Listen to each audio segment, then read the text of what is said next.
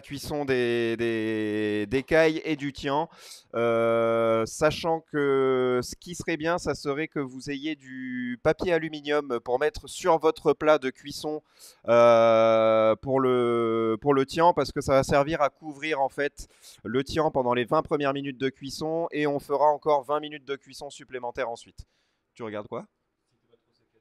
Non, non, non, ça va très bien même. Ça va même super bien. Hop, donc on commence à sortir tous nos légumes. Comme je vous ai dit, donc on a nos carottes, notre patate douce, notre céleri rave et notre chou rave. Le chou rave, c'est la petite rave là qui est verte et jaune. Alors c'est pareil en fonction des régions, en fonction de tout un tas d'endroits et de diverses choses. Les noms évoluent, certains vont simplement appeler ça la rave, d'autres le col rave, d'autres le... Enfin, les appellations sont très, très diverses là-dessus. Donc on va pouvoir tout simplement venir éplucher l'ensemble. On va ensuite venir les tailler assez fines de manière à ce que on puisse les cuire en fait. Le principe du tian, c'est de faire des bandes très fines. On va faire quelque chose de 1 ou 2 mm d'épaisseur et on va venir les faire au four tout simplement. Et la cuisson au four va venir concentrer les goûts et apporter un fondant qui va être vraiment très très appréciable après la dégustation, vous verrez.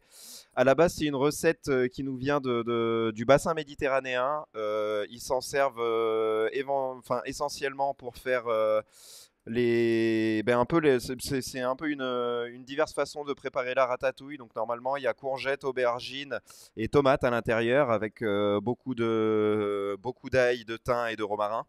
Et ça permet de faire confire les légumes en fait à l'huile d'olive de cette manière en le cuisant au four.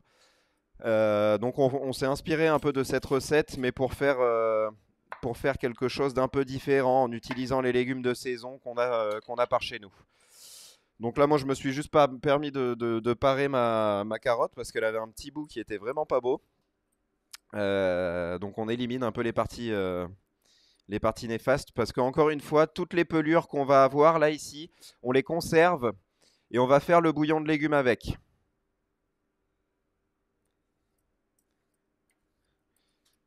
Donc ne vous en faites pas, hein, si vous les avez déjà éliminés, vu qu'on va avoir des parures sur les légumes, c'est pas grave, laissez dans la poubelle. Mais le principe, voilà, ça va être de jeter un minimum sur cette recette et de venir utiliser donc nos légumes pour faire le bouillon de légumes qui servira ensuite à, à cuire nos légumes au four. Donc voilà, on n'hésite pas. On y va. Le principal, c'est vraiment de les éplucher parce que par la suite, on viendra les tailler, on viendra faire des rectangles en fait dans tous ces légumes pour venir faire des vrais rectangles. Des vrais rectangles qu'on pourra superposer les uns les autres. En fait, le but, c'est non, non, non, ça va. Mais c'est juste que la rave, je sais pas pourquoi, elle est devenue un peu molle. Hop. Donc là, voilà. Bon, ça, je l'éliminerai en coupant. Et donc, le chou rave, comme on fait d'habitude les semaines précédentes, quand on a du chou rave, du céleri rave, pardon, on va venir donc le parer en haut, en bas pour avoir vraiment deux côtés plats, comme celui-ci. Et ensuite, on va venir le peler, donc ce qu'on appelle peler à vif. Donc vraiment venir essayer de faire des copeaux de peau le plus fin possible.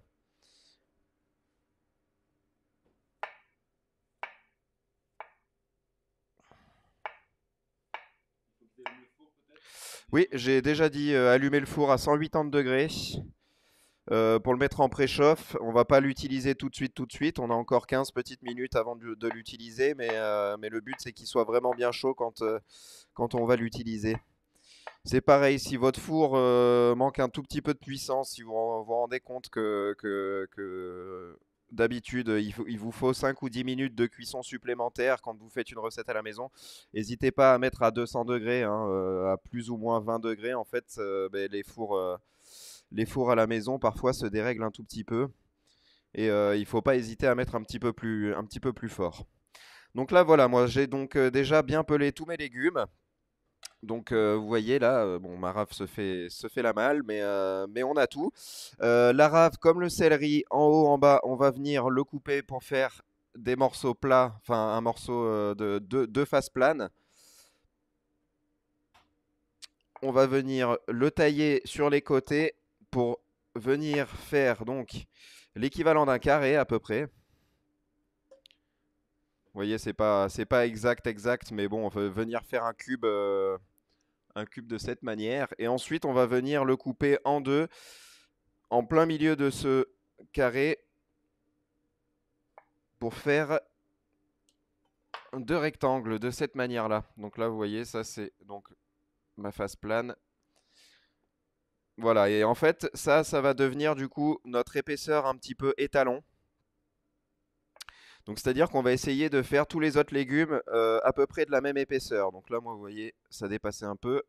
Je fais une petite parure. Ensuite, on va venir faire exactement le même procédé avec le céleri rave. Donc venir tailler les quatre faces. Comme ça, on obtient un beau cube. Et on va reprendre donc notre morceau de rave qu'on avait au départ. Et normalement, avec les raves qu'on vous a fournis, on doit pouvoir la couper en trois, quasiment. Qui nous permettra d'avoir des morceaux de rave à peu près, de céleri rave à peu près de la même hauteur que le chou rave. Hop là. Et ensuite, la carotte, on va pas spécialement beaucoup s'embêter. On va simplement prendre la longueur donc, que l'on a ici pour venir faire la même longueur directement dans la carotte. Parce que bon, elles font pas forcément les mêmes tailles, mais on va essayer de faire en sorte d'avoir des bandes de la même taille. On va même pouvoir refaire une petite carotte. Hop, voilà.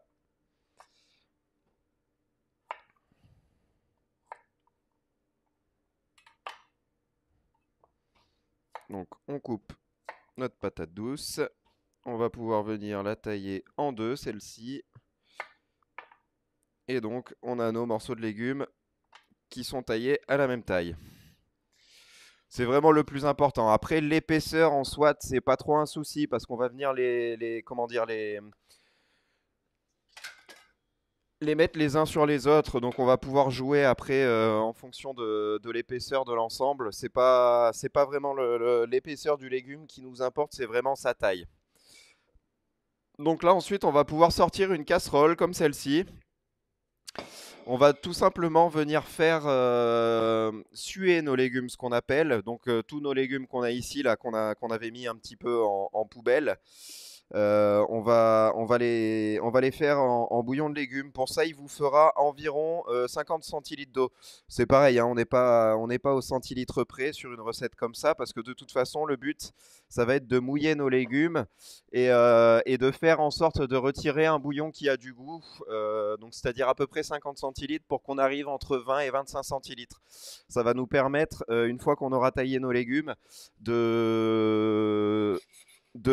comment dire, de venir les mouiller en fait. Et comme je vous ai dit, on va les couvrir et ça va les cuire à l'étouffer légèrement à la vapeur dans leur propre goût, vu que tous les légumes qu'on utilise pour faire le bouillon sont les légumes qu'on utilise pour faire le tien.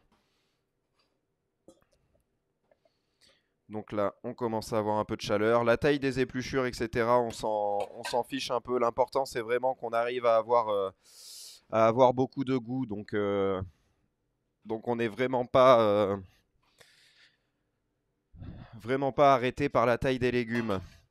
Oui, j'ai mis un tout petit peu d'eau au fond, plus. Ça va commencer en fait à faire rendre l'eau de végétation de nos légumes. Après, si vous voulez, vous pouvez mettre un petit peu de matière grasse, ça gêne absolument pas. Moi, par exemple, je vais rajouter un tout petit peu d'huile d'olive dedans, vu qu'on en parle.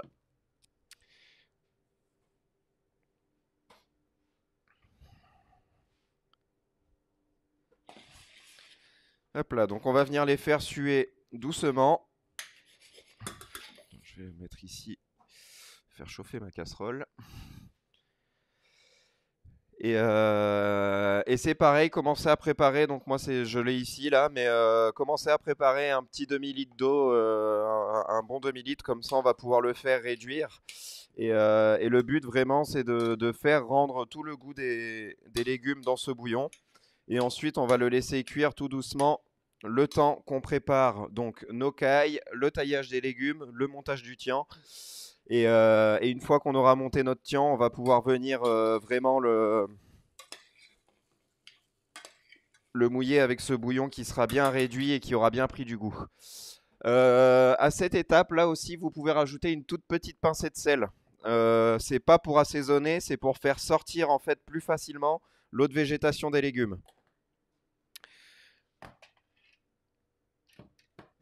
Donc c'est vraiment pas pour assaisonner le légume, c'est juste pour lui apporter le début de transpiration pour qu'il perde son eau de végétation.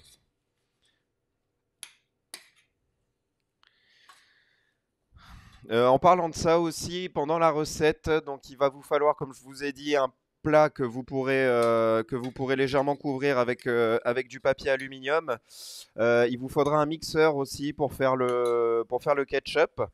Et donc là, on va utiliser une casserole un peu plus grande pour les pâtes. Il faut compter à peu près 1 litre d'eau pour 100 grammes de pâtes. Surtout pour les pâtes fraîches, d'une, ça permet qu'elles ne collent pas, et ensuite, ça permet d'éviter que l'eau soit surchargée d'amidon et qu'elle se mette à mousser dans tous les sens dès qu'elle commence à bouillir.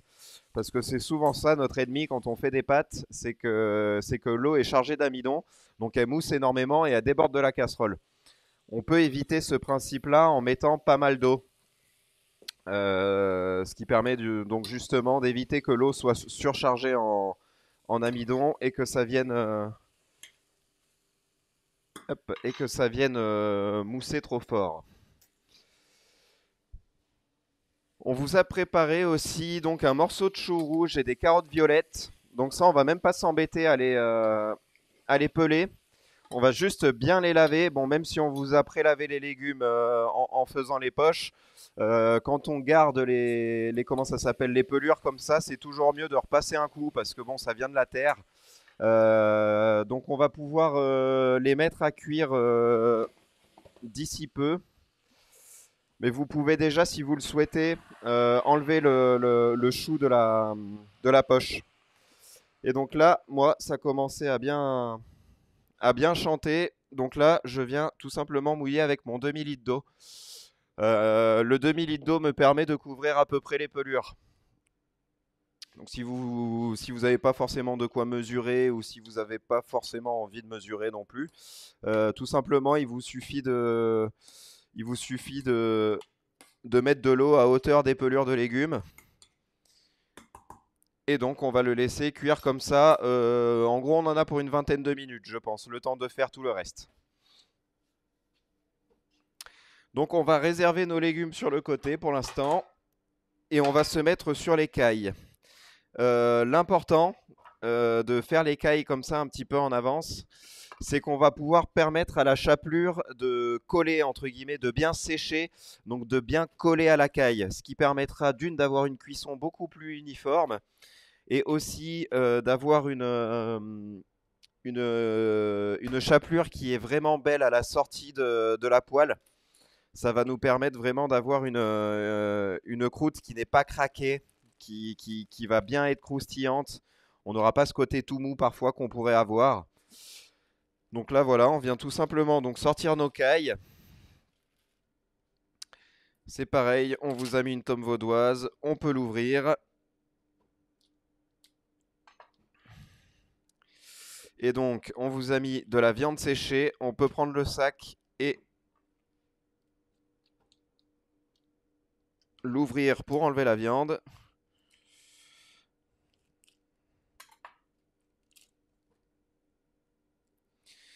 Donc là, on a fait le choix de ces tomes-là parce que c'est pas des tomes qui ont énormément de goût. C'est des tomes qui sont assez jeunes, qui sont pas forcément beaucoup vieillis. Et elles vont apporter un crémeux, mais elles vont pas apporter un goût très rustique. Elles vont vraiment juste rapporter le goût qu'on cherche, qui va venir souligner le goût de la caille et par-dessus tout un crémeux, parce que plus elle est jeune, plus elle sera crémeuse. Donc vraiment un crémeux très appréciable. Donc on va venir la couper en deux, en fait, dans le sens de l'épaisseur. Donc comme je disais, faites attention parce que c'est des tomes qui sont très crémeuses. Donc ça va être assez difficile de les couper à plat sans les écraser. Mais le but, c'est vraiment de faire en sorte qu'on ait deux moitiés de tomes assez égales. Hop là. Alors je vais en profiter pour mettre un petit coup sur mon couteau parce que du coup maintenant il est rempli de tomes. On va venir ciseler notre, notre viande séchée. Donc on va tout simplement en faire des tout petits morceaux qu'on viendra poser sur la tome. Et ensuite on viendra donc mettre cette tome sur la caille. Donc là vous voyez, je mets un petit coup de séchage. Donc là j'ai ma viande séchée, je viens tout simplement la compacter un petit peu. Et donc venir l'émincer assez finement d'un côté et de l'autre pour venir en faire, si vous voulez, plus ou moins une petite, des tout petits morceaux dans ce style-là. Et on va venir pouvoir partager donc cette viande séchée sur la tome vaudoise, sur le côté coulant. Tout simplement parce que le côté coulant d'une, c'est celui qui va plus prendre le goût de la viande séchée. Et puis ensuite, elle va venir aussi coller un petit peu cette viande séchée. La viande séchée va accrocher à la tome. Et ça sera beaucoup plus simple à travailler. Donc là, voilà. Donc j'ai mes deux tomes que je vais pouvoir réserver sur le côté de la planche. On va passer un petit coup de propre pour venir travailler. Hop, ouais. Non, là je vais assaisonner l'intérieur de la caille. Donc là, vous voyez donc votre caille, il y a ce côté-là, donc qui est le côté vraiment charnu de la caille. Et ensuite, il y a le côté qui a été désossé. Donc on l'a replié un petit peu sur elle-même. Donc là, vous voyez, on va vraiment venir l'écarter en essayant de ne pas faire de trous parce que vraiment l'important c'est qu'il n'y ait pas de trous, mais d'essayer de faire un maximum de place en fait pour la tome vaudoise dans cette caille. Donc pas hésiter à venir tirer aux quatre coins comme ça pour venir écarter au maximum la peau de la caille.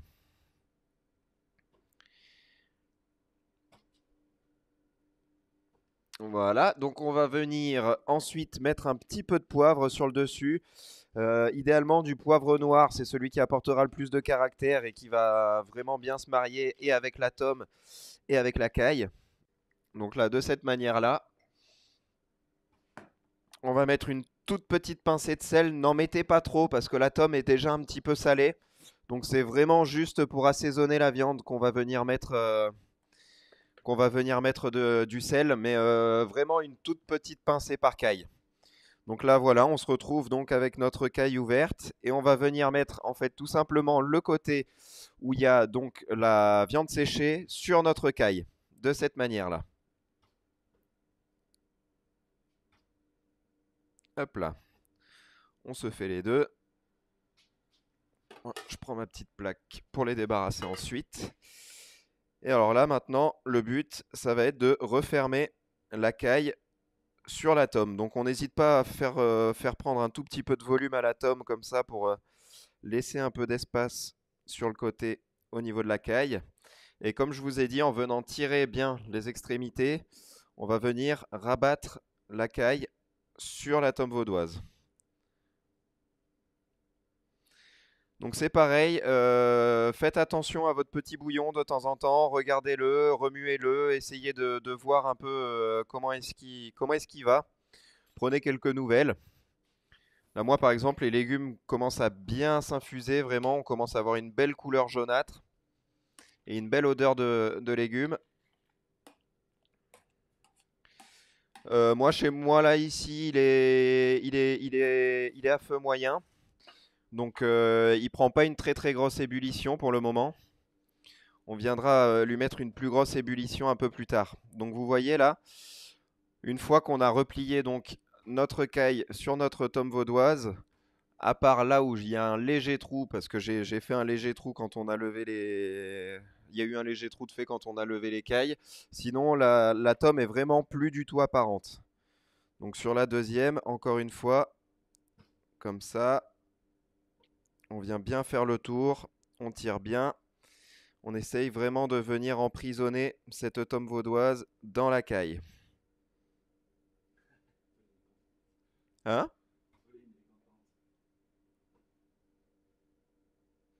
Ah, et puis ça, vous allez voir, c'est vraiment plein de gourmandise. Quand la tome est chaude, qu'elle fond comme ça, là, c'est...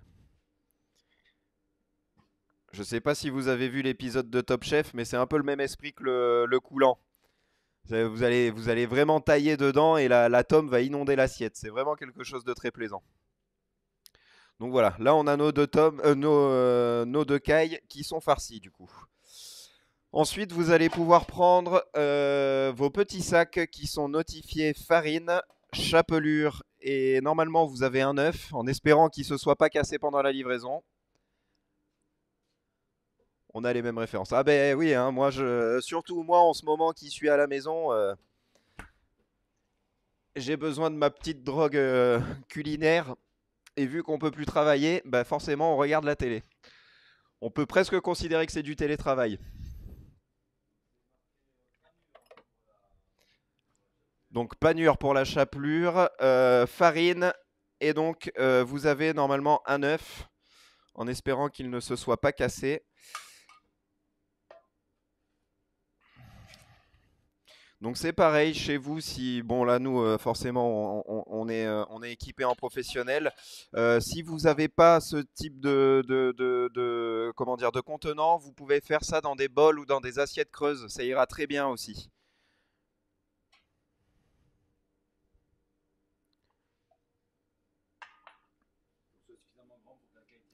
C'est ça, il faut juste que ce soit suffisamment grand pour que la caille tienne à l'intérieur. Donc une tasse à thé, on est moyennement dans l'ensemble, mais un bol ou une assiette creuse, comme je vous disais, ça ira très bien.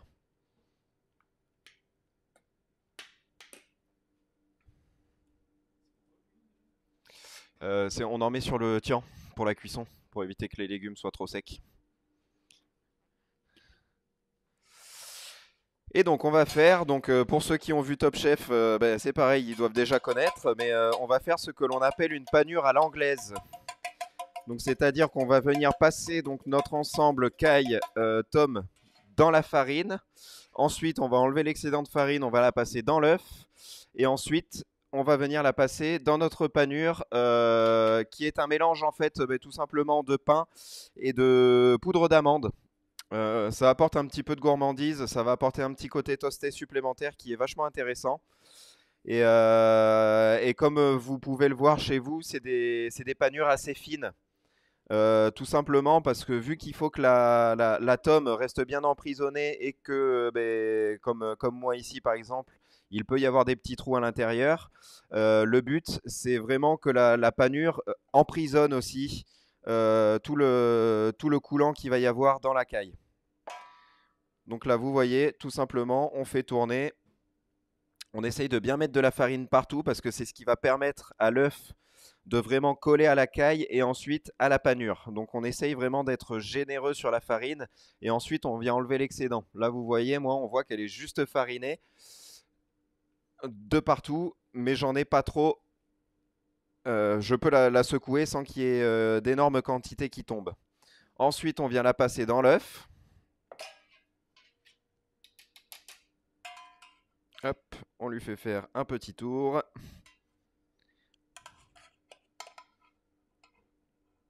Donc là, avec une fourchette, on vient le reprendre dedans. On laisse couler 2-3 secondes au-dessus du bac pour éviter que l'excédent d'œuf finisse dans la chapelure et finisse par complètement couler et accrocher l'ensemble de notre chapelure. Et ensuite, on vient donc faire d'un côté de l'autre. Et on n'hésite pas à appuyer un tout petit peu pour que vraiment la chapelure vienne imbiber un maximum d'œufs et qu'on puisse coller un maximum de chapelure avec le minimum d'œufs en fait, si vous voulez.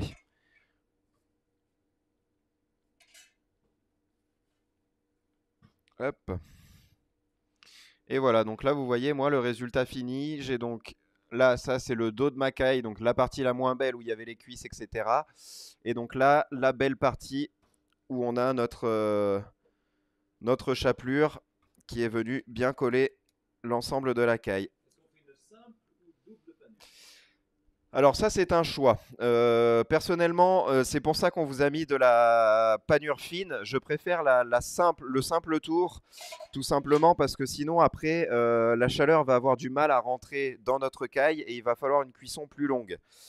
Qui dit cuisson plus longue dit aussi risque d'assécher l'ensemble.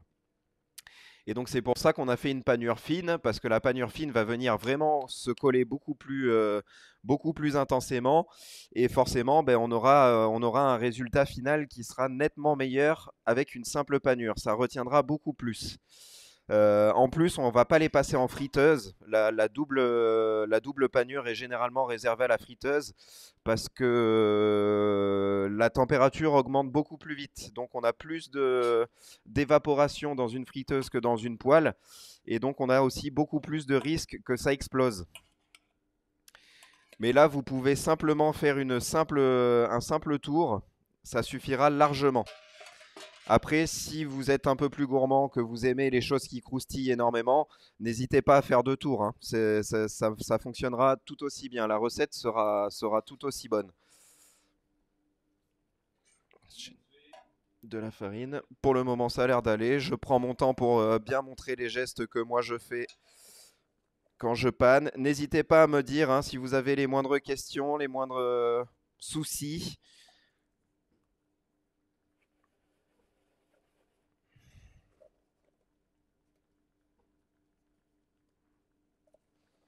Hop là, d'un côté, de l'autre.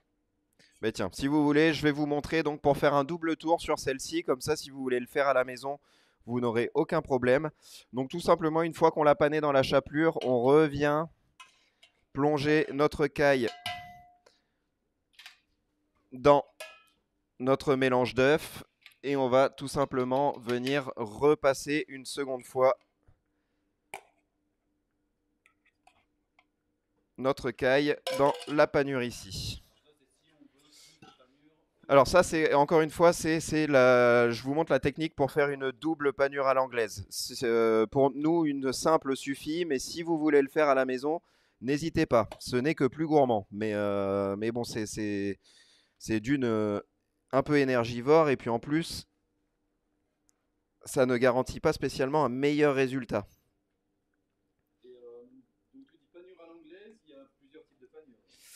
Ben, il y a plusieurs types de panures et puis au-delà des plusieurs types de panures, il y a aussi beaucoup de façons de faire une croûte autour de nos ingrédients.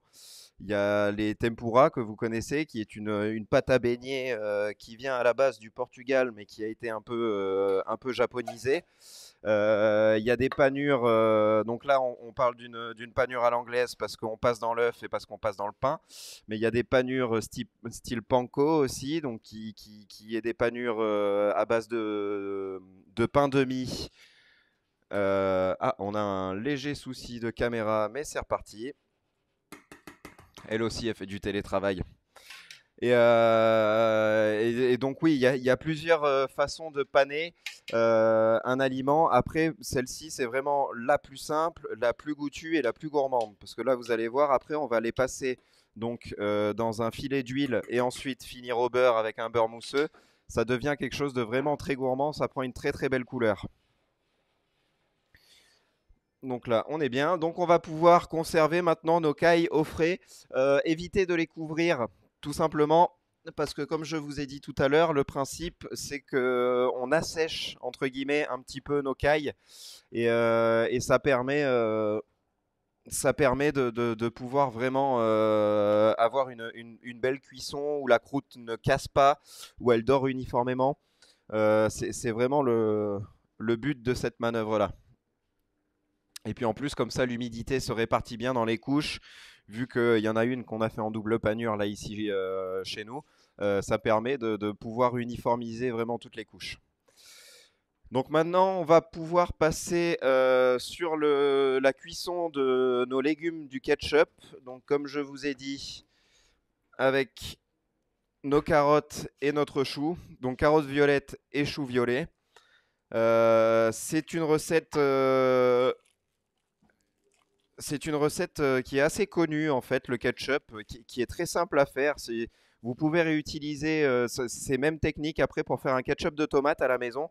La seule chose, c'est que ça demande un petit peu plus de cuisson, tout simplement parce que la tomate contient énormément d'eau. Donc il faudra simplement faire évaporer l'eau de la tomate. Mais c'est une technique qui est très simple. Donc on va d'abord faire cuire nos légumes d'un côté. Ensuite, on va faire un caramel. Vous avez une poche avec marqué condiment ketchup dessus, non? Ouais, c'est ça, condiment ketchup, qui contient donc les épices et le vinaigre. Et en fait, une fois qu'on aura fait ce caramel, on va venir donc déglacer notre caramel avec ce mélange.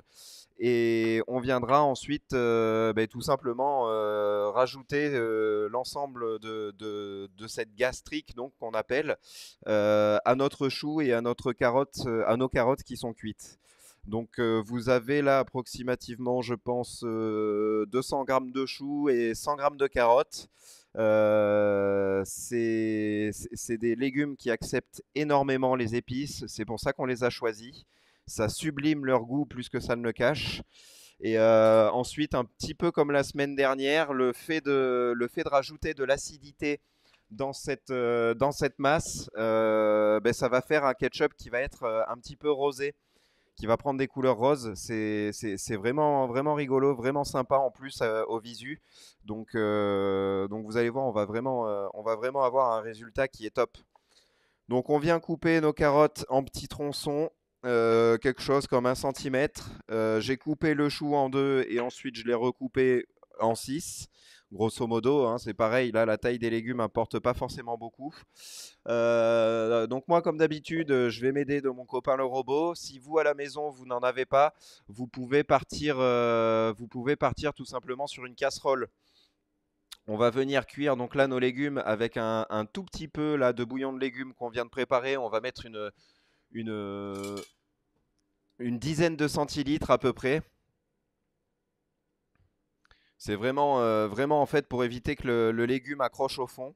Ça va nous permettre de faire starter la cuisson sans que les légumes accrochent. Et puis toujours pareil en concentrant les goûts au maximum. Donc on va les laisser cuire là comme ça avec un tout petit peu d'eau au fond, une vingtaine de minutes environ. Ça suffira largement pour avoir nos légumes qui sont cuits.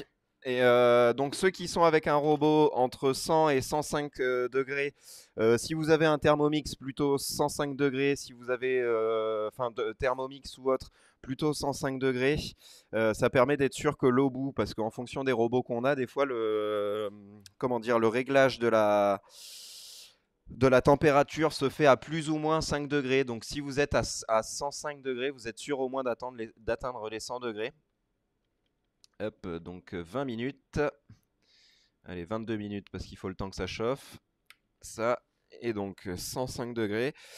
Et donc on va laisser cuire ça tout doucement pendant une vingtaine de minutes, comme je vous l'ai dit. Et pendant ce temps, on va en profiter pour tailler nos légumes.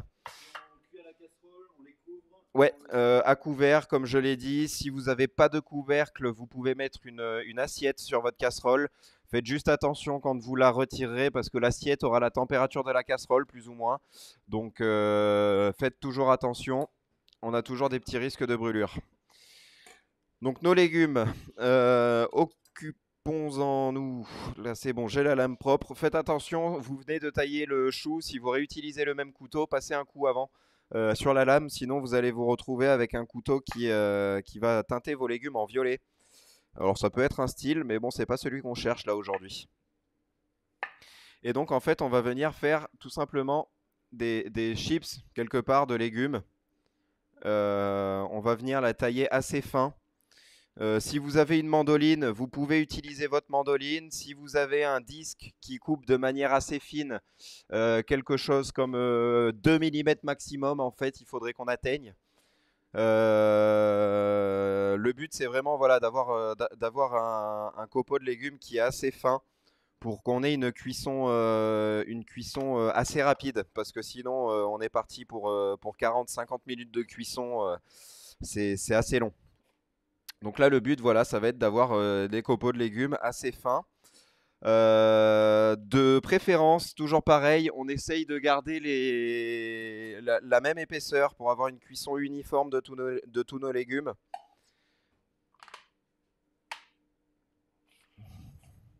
Ah, j'ai juste oublié une petite chose, bon, pas très très grave. Dans votre bouillon de légumes, vous pouvez rajouter le thym et l'ail qu'on vous a fourni aussi. Donc c'est absolument pas grave, hein. Vu qu'il nous reste une petite dizaine de cuissons, ça va continuer à infuser quand même. Mais à partir de ce moment-là, on va pouvoir donc ajouter le thym et l'ail. L'ail, tout simplement, on le laisse entier, on l'écrase sur la planche de manière à ce qu'il soit cassé en fait. Ça suffira largement. Et donc le thym, on va pouvoir mettre l'ensemble. Comme ça va donner un petit goût un peu méditerranéen. Et on en garde juste une petite branche qu'on mettra dans notre cuisson de caille. On le mettra dans la poêle au moment où on rajoutera le beurre. C'est pour ça qu'on vous a donné un beau bouquet. Donc voilà, comme ça on fait un bouillon avec nos légumes d'hiver, mais avec un petit parfum de Méditerranée. Vous allez voir, ça va apporter vraiment beaucoup de gourmandise. Déjà là, si vous l'avez déjà rajouté, ça doit déjà commencer à sentir vraiment différemment. Donc on continue sur le taillage de nos légumes.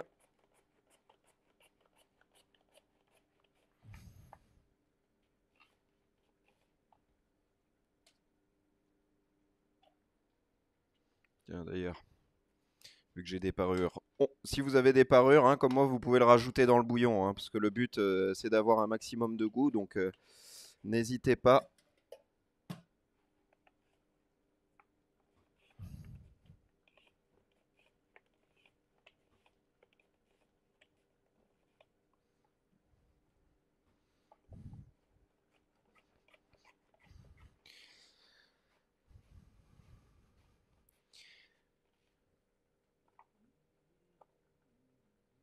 Bon, j'espère que la découpe se passe bien pour tout le monde. Alors, je sais que Alex et Pauline ont généralement le petit robot qui les aide pas mal. Ah non, c'est la mandoline ce coup-ci. Bon, ben on triche de la même manière, alors je peux rien vous reprocher.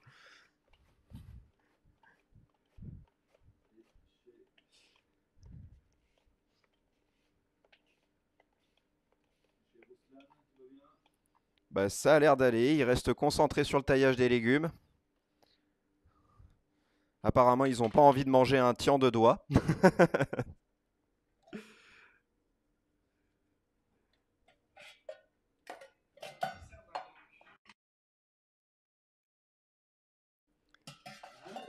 Du coup, on a entendu que la moitié, on s'excuse.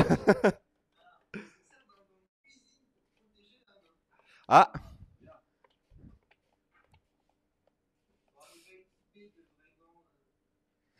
oh non, mais moi, ça, c'est des gants latex, hein. Si je passe le doigt dedans, le gant passe aussi, hein. Mais comme je vous ai dit, en fait, la dernière fois qu'on a utilisé la mandoline, la technique qu'on a, nous, en professionnel, pour éviter de se blesser, c'est de mettre, en fait, le légume sur la paume de la main, comme ça, et d'appuyer tout simplement avec la paume de la main pour avoir déjà des tranches régulières, parce qu'il y a certaines mandolines, des fois, elles commencent à tailler, c'est à 1 mm, et puis au fond de la tranche, on est à 3. Donc ça permet d'avoir une répartition uniforme de la force, et donc du coup d'avoir des copeaux vraiment réguliers. Et puis ensuite, ben, c'est bête à dire, mais si on passe la main donc dans ce sens-là, en fait, elle rip sur la mandoline et on se coupe pas. Ça m'a sauvé les doigts plus d'une fois parce que c'est pareil. C'est des éléments qu'on utilise énormément en cuisine. Et ça m'est arrivé deux, trois fois de voir des choses pas très drôles avec les mandolines. Donc ça permet de se garder de ces mauvaises surprises.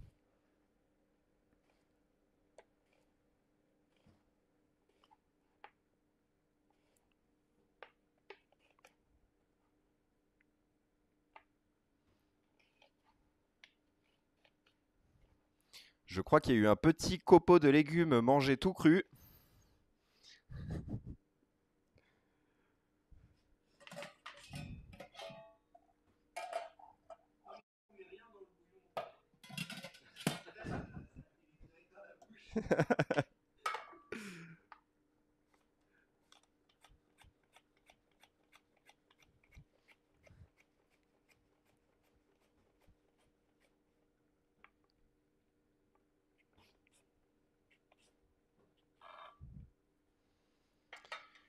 Et donc voilà, moi j'ai tous mes légumes de tailler.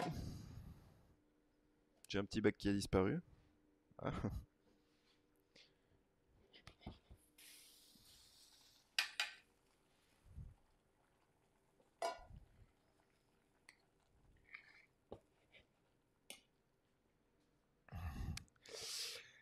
Alors maintenant, je vous attends donc à l'étape du montage du tian, parce que là, vous allez voir, on va rigoler.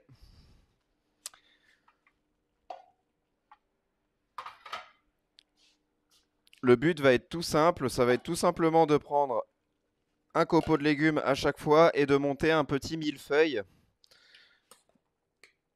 qu'on viendra ensuite coucher tout simplement dans notre plat.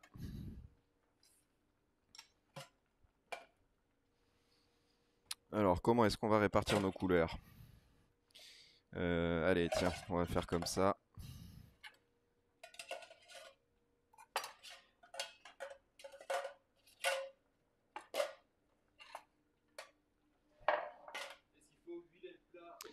Alors oui, mais alors ça pour le moment, je les attends à l'étape du montage. Donc voilà, je vois qu'on commence déjà à sortir les plats.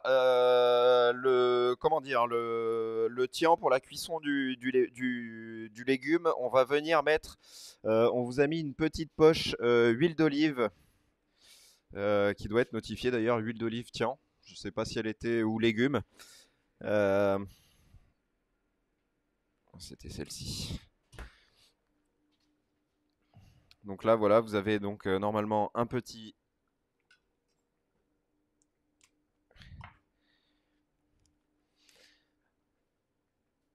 Alors là, va falloir la jouer entre guillemets un petit peu fine, parce que le but, ça va être d'en mettre un petit peu dans le fond du plat, et ça va être aussi d'en mettre un tout petit peu dans chaque légume. Alors si vous n'avez pas, vous mettez directement tout dans le fond du plat et vous en gardez un tout petit peu et vous recouvrez les légumes une fois qu'on aura monté le tian. Moi, je suis plus quelqu'un qui préfère en fait en mettre dans chaque préparation, tout simplement parce que je vais pouvoir venir assaisonner mes légumes comme ça en mettant un petit peu de sel et le sel va bien rester accroché à la masse du légume. On va pouvoir faire en sorte de bien les répartir. Si jamais vous n'avez pas plusieurs petits bacs comme moi j'ai, ne vous en faites pas, hein, on le fera à la fin. Il suffira juste de venir napper les légumes avec l'huile d'olive et de légèrement les saler avant la cuisson. Hop. Donc là c'est pareil, j'ai donc mis une poignée de sel et un petit tour de moulin à poivre sur mes légumes.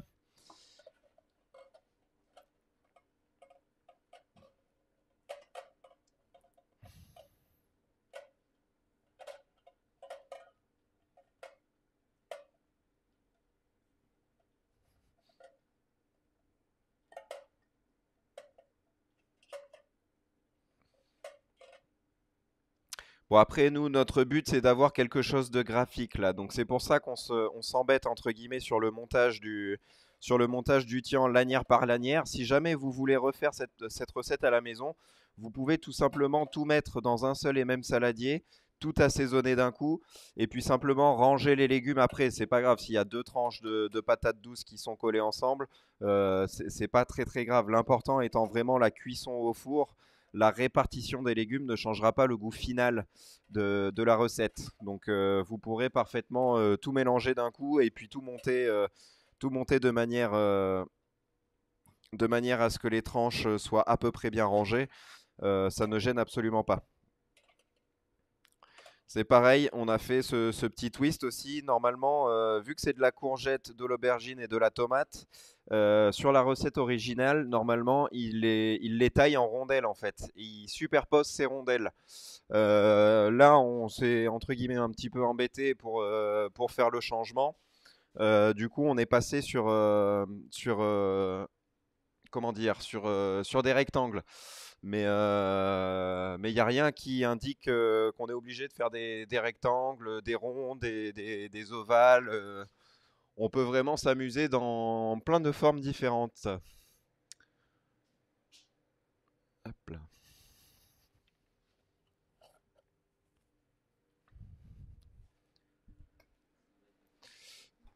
Alors,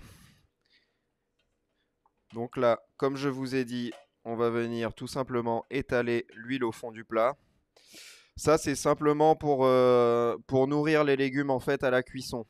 Parce qu'on va venir mettre du bouillon en plus.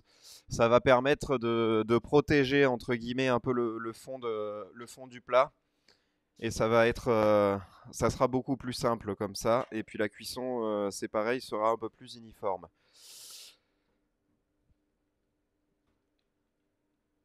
Alors, est-ce que tout le monde est prêt? Est-ce qu'on attend encore 2 petites secondes? N'hésitez pas à me dire. On va pouvoir y aller. Ok. Bon, j'en profite juste, je vous laisse 3 petites secondes, comme ça moi je jette ma poubelle. Donc là maintenant, le but en réalité, ça va être de prendre du coup une tranche de chaque et de venir les superposer. Et en fait, on va venir faire tout simplement une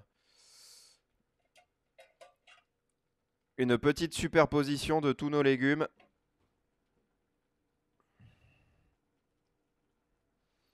Donc voilà, on n'hésite pas, on y va.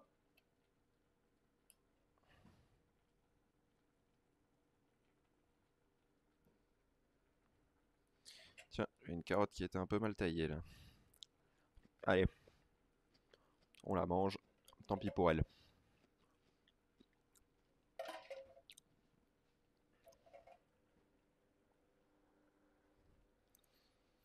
Donc voilà, n'oubliez pas de temps en temps si vous avez une casserole, parce que bon, le robot lui il le fait tout seul, mais si vous avez une casserole à ouvrir votre casserole où il y a donc le chou et la carotte, et à remuer un petit peu, être sûr que tout soit bien mis de manière uniforme dans le liquide, que tout cuise de manière uniforme.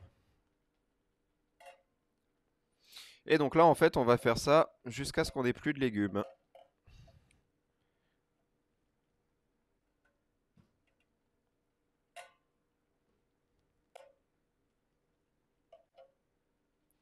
Donc c'est la partie de la recette qui prend un petit peu de temps.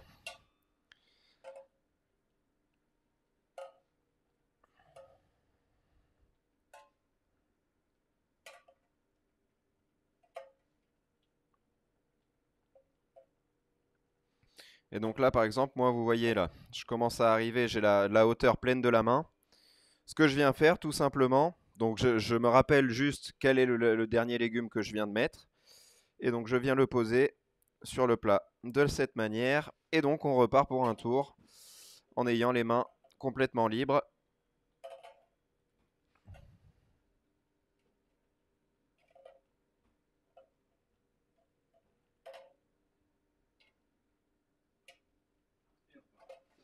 Et on est reparti pour un tour.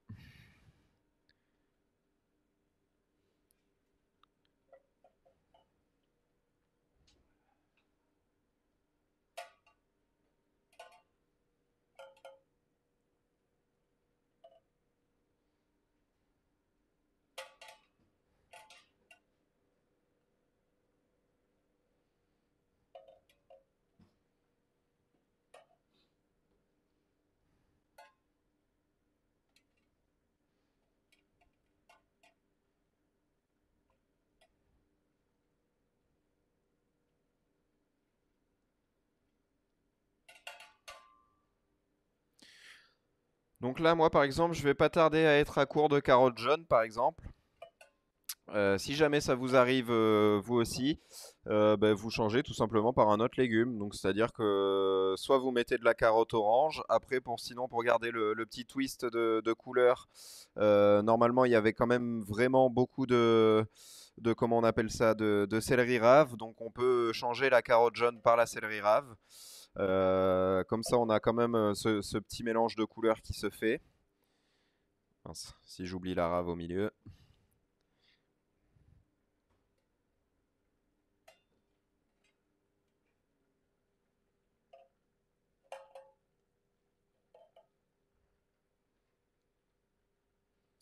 Hop là, donc moi je mets ma dernière tranche de carotte.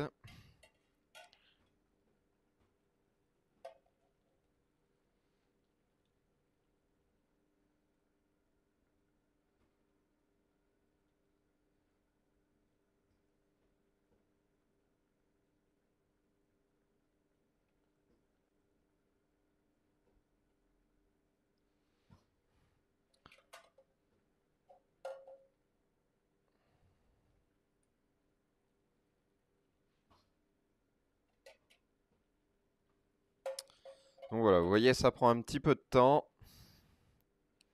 Plus ça salit un petit peu les mains. C'est pas très grave, mais vous allez voir, le résultat final est vraiment sympathique.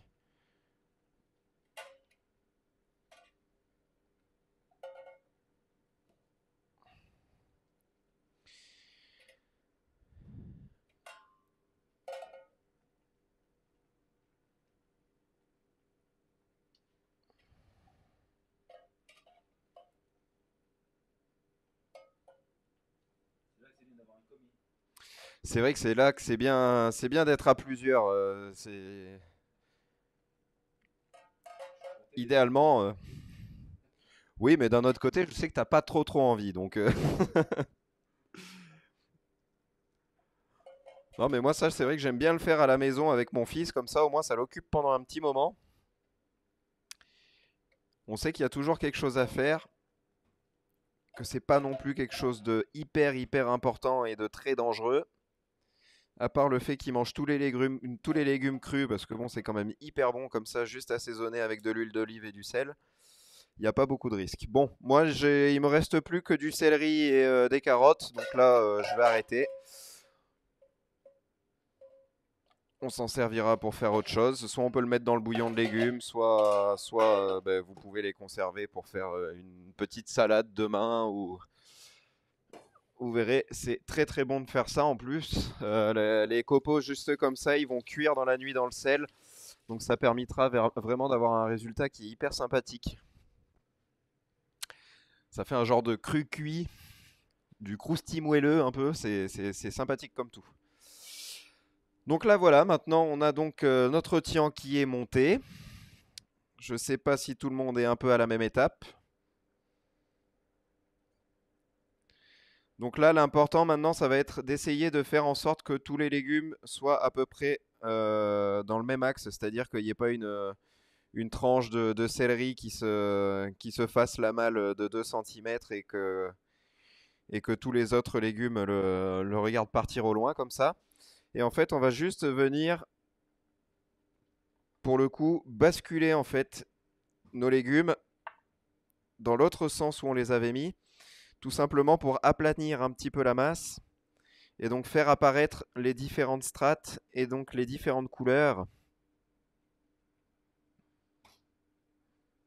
Donc là, c'est pareil, hein, vous avez du tien pour bien manger ce soir, hein.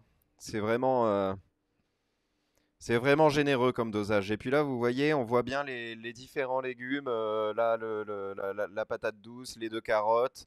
On a vraiment des strates assez identifiables. Tout simplement parce qu'elles étaient donc emmagasinées de ce côté-là. Et un peu comme un paquet de cartes, en fait, tout simplement, on va venir les écraser pour faire une surface plane.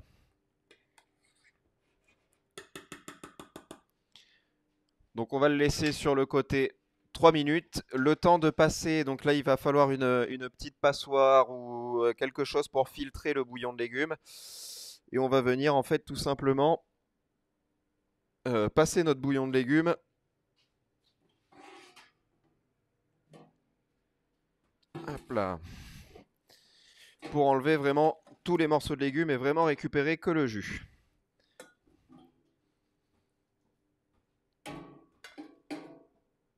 Voilà.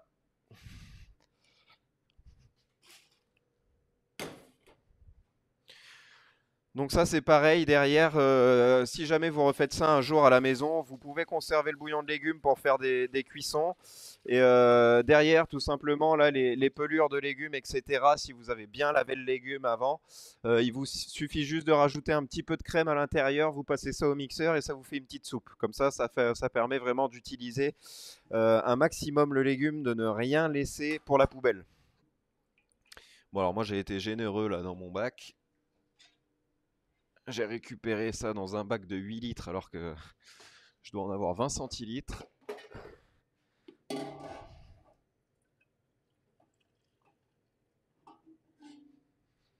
Hop là.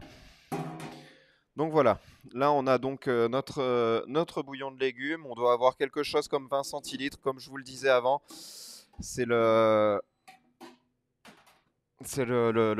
volume à peu près qu'on essayait d'avoir en bouillon. Et en fait on va venir tout simplement donc à l'aide d'une louche, venir mettre tout ça sur nos légumes. On essaye de bien répartir l'ensemble du bouillon. On essaye d'en faire passer un peu entre chaque strate. Alors moi j'ai un plat qui est un tout petit peu trop grand, mais bon malheureusement étant en cuisine professionnelle on n'a pas forcément plus petit. Mais vous là ça doit à peu près atterrir à mi-hauteur du légume. Donc c'est vraiment l'effet recherché. Voilà. C'est pareil, ça fait 20 minutes là que notre chou et nos carottes cuisent. On va être bon là. Et donc ensuite, donc attendez, j'attends que tout le monde ait bien mouillé ses légumes. Je vois qu'il y a toujours des louches qui s'affairent.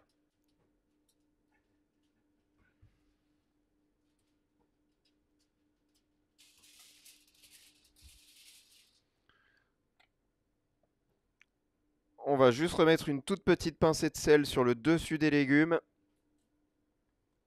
Tout simplement parce qu'avec la vapeur qui va se créer, en fait, le sel va fondre et va se répartir vraiment sur tous les légumes.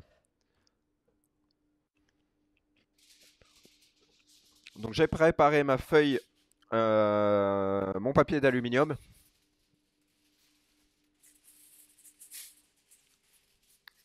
Et on va venir tout simplement donc mettre le papier d'aluminium sur notre tian. Et on va venir sceller tout ça de manière plus ou moins hermétique.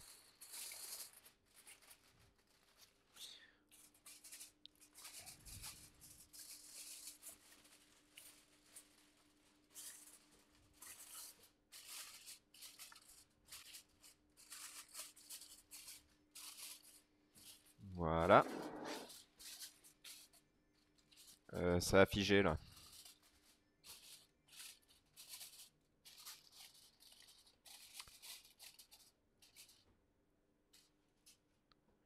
Alors je sais pas si vous me voyez, moi personnellement sur l'iPad j'ai l'air d'avoir figé, je sais pas si c'est pareil chez vous à la maison. Anto, on a un petit problème de caméra. Bah, je suis figé visiblement. Et donc du coup on va pouvoir venir mettre ça au four une vingtaine de minutes à couvert du coup. Donc à 180 degrés comme je vous ai dit avant. Voilà. On est parti donc pour 20 minutes de cuisson. Et ensuite, donc en fait tout ça pour venir cuire nos légumes à l'étouffée avec donc ce, ce petit bouillon.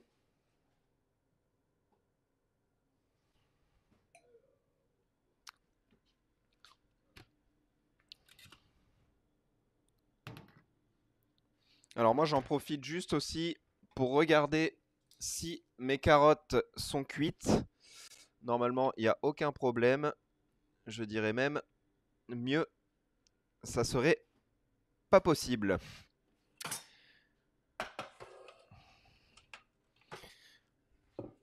Bon alors je m'excuse, j'ai un parasite dans la cuisine, donc du coup pour le moment on est en légère pause.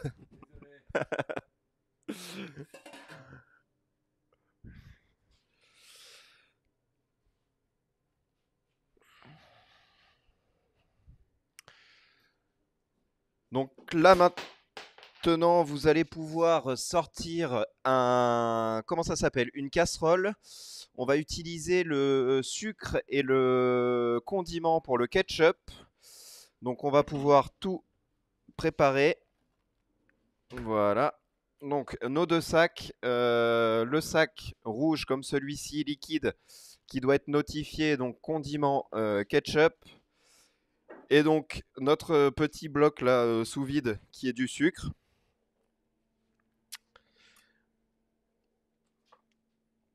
Donc on va venir ouvrir le sucre pour le verser dans une casserole. Hop, qui est ici. Donc on met directement la totalité. Alors c'est pareil, en fonction du type de cuisson, si vous avez utilisé la même que moi avec un tout petit peu de bouillon, normalement vous devez voir vos légumes sont complètement à sec. Si vous avez cuit les carottes et le chou dans un comment ça s'appelle, dans une casserole, elles seront peut-être un tout petit peu plus humides. Donc là en fait on prépare une gastrique, ce qu'on appelle, on ne va peut-être pas utiliser la totalité. Moi, c'est la recette que j'avais fait donc pendant notre essai, mais pour le moment, on ne va pas utiliser la totalité de celui-ci. Donc là, j'ai mis donc mon sucre sur le feu. On va en faire donc un caramel qu'on va ensuite déglacer avec cette poche. Et là, moi, je vais tout simplement débarrasser mon chou et ma carotte dans un plus petit contenant pour le mixer, parce que le but est de le mixer le plus fin possible. Et comme les semaines d'avant, plus on a un contenant petit, plus le résultat du mixage sera vraiment adéquat. Parce que là, le but, c'est vraiment d'avoir une texture de ketchup, donc c'est-à-dire quelque chose de bien lisse et qui se tient un tout petit peu. Donc il faut vraiment pas aller trop loin dans l'utilisation de notre gastrique ensuite, parce que c'est elle qui va faire la l'onctuosité de la préparation. Donc là, voilà.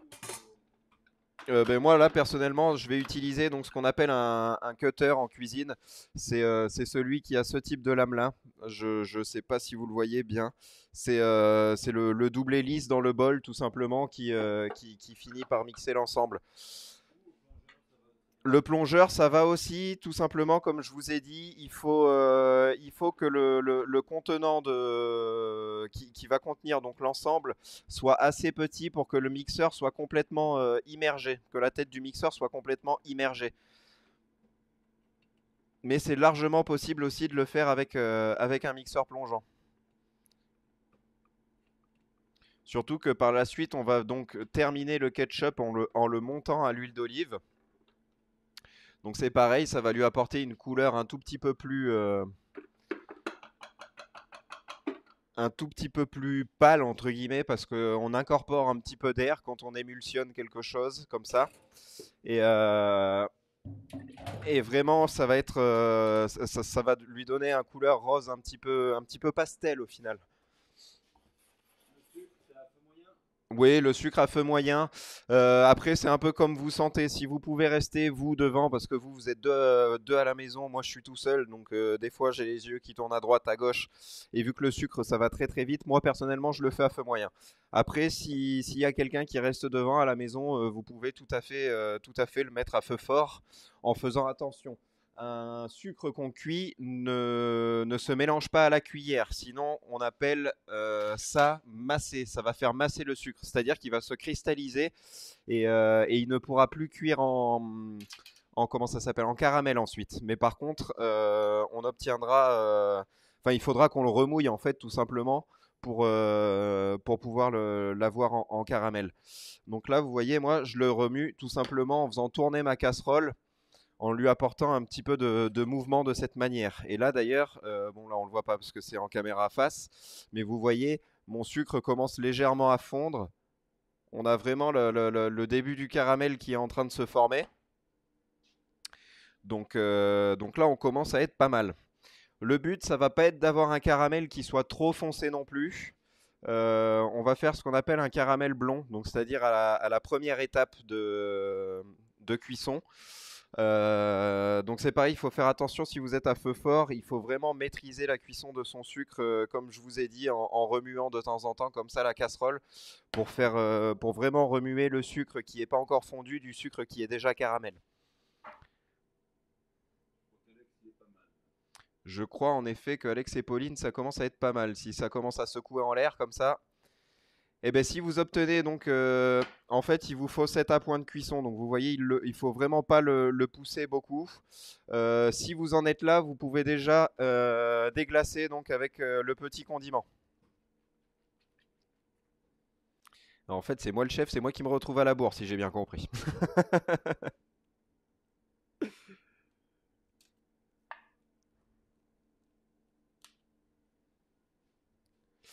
Donc là, voilà, moi j'ai la première fumée qui apparaît. Donc là, mon caramel est bon. Donc vraiment, vous voyez, il est pas coloré, hein, c'est vraiment, il est vraiment, vraiment couleur, le tout premier caramel, quoi. Et donc à ce moment-là, en faisant attention, on vient donc verser l'entièreté du mélange. Et à feu très très doux, on va faire fondre le sucre. Là, ce qu'il est en train de se passer au-dessus de votre casserole, c'est parfaitement normal. Faites attention à votre nez aussi, parce que les vapeurs qui s'en dégagent sont des vapeurs de vinaigre.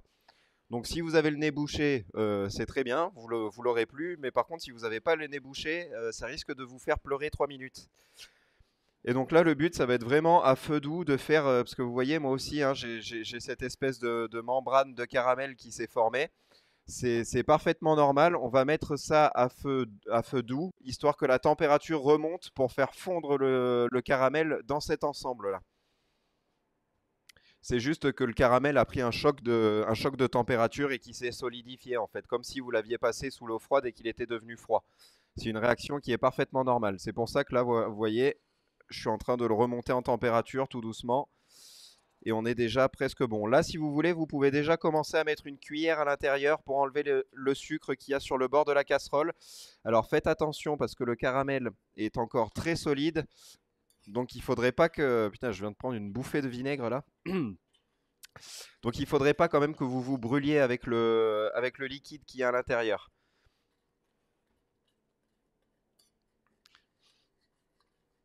Alors pour petite information, du coup là le petit mélange qu'on vous a fourni, dedans il y a de la sauce anglaise, donc la Worcester.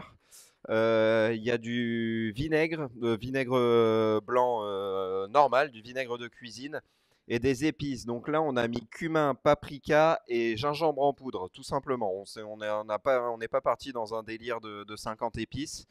Il y a à peu près 2 tiers de paprika. Il y a presque un tiers complet de cumin. Et après, le reste, c'est vraiment un tout petit peu de gingembre. Le gingembre, parce qu'il va apporter un petit côté légèrement piquant. Le cumin, parce qu'il va très très bien avec la carotte et avec le chou. Et le paprika, pour souligner vraiment cette couleur rouge là qu'on veut avoir dans le ketchup. Il vous suffit simplement de rajouter un tout petit peu de cannelle et vous êtes presque dans le mélange de base pour faire un ketchup à la maison à la tomate. Et après, au niveau du vinaigre, il y a autant de sucre que de vinaigre. Et je dirais qu'il y a un tiers de la masse totale en sauce anglaise, donc la Worcester. Cette sauce imprononçable. Et donc là, on va juste laisser tout doucement le sucre fondre en fait. Et une fois que l'entièreté du sucre est fondue, on va pas pousser beaucoup plus la cuisson. Parce que de toute façon, normalement, quasiment l'intégralité de la préparation va finir dans le ketchup.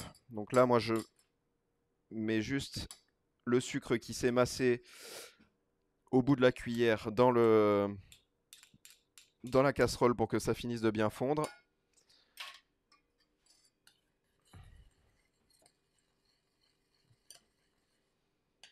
Mais voilà, on a donc la base de notre sauce.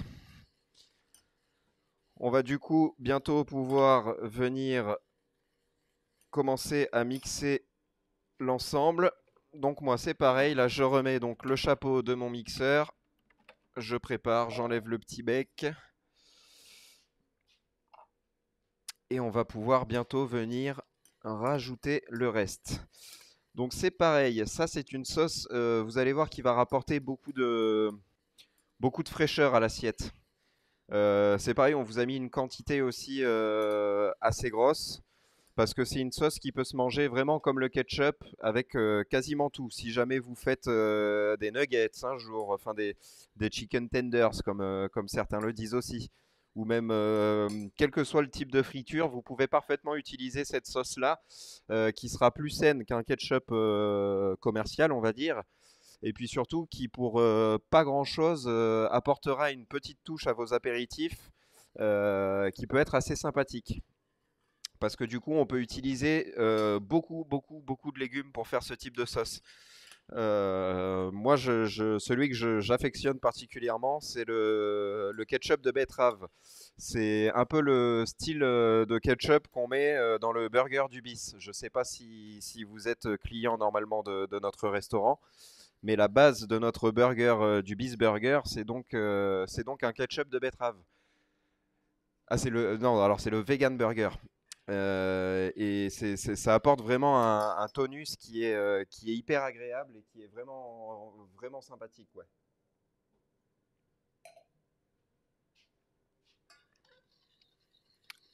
N'oubliez pas, hein, de temps en temps, si vous voulez boire un petit coup, on peut tout à fait commencer. Donc là, moi, le sucre est complètement fondu là dans ma gastrique. Donc on va pouvoir commencer. On va déjà commencer par la moitié. Ça me semble largement suffisant déjà pour commencer. Et en fait, on va venir donc mixer tout doucement nos légumes avec la moitié de notre gastrique pour commencer. Voilà, moi je vois à l'épaisseur que j'ai déjà, je pense que je vais même pouvoir mettre la totalité de ma gastrique.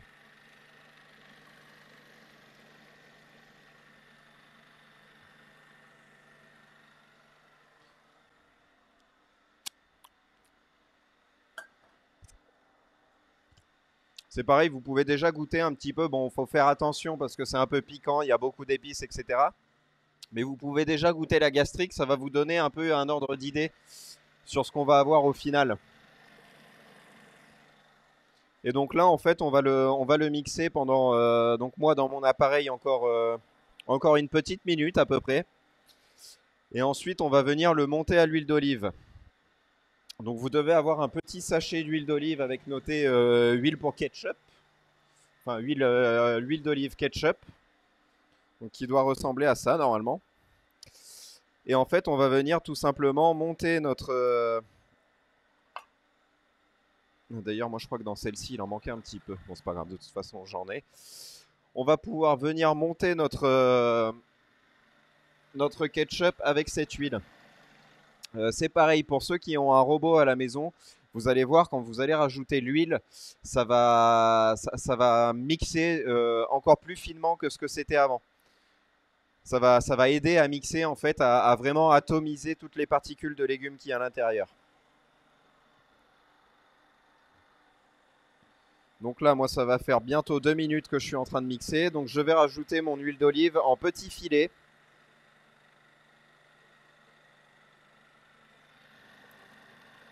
Histoire de ne pas lui en mettre trop d'un coup. Alors j'en rajoute un peu parce que c'était une poche qui était un peu percée. Voilà. Et donc on va le laisser une minute supplémentaire. Il faut en gros 3 minutes de mixage pour avoir quelque chose d'assez lisse.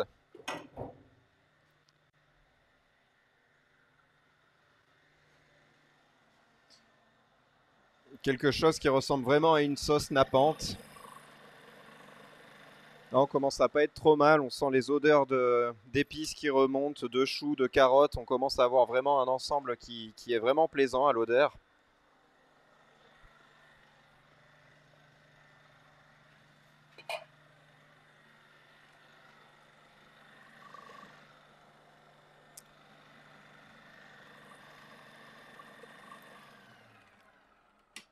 Et voilà.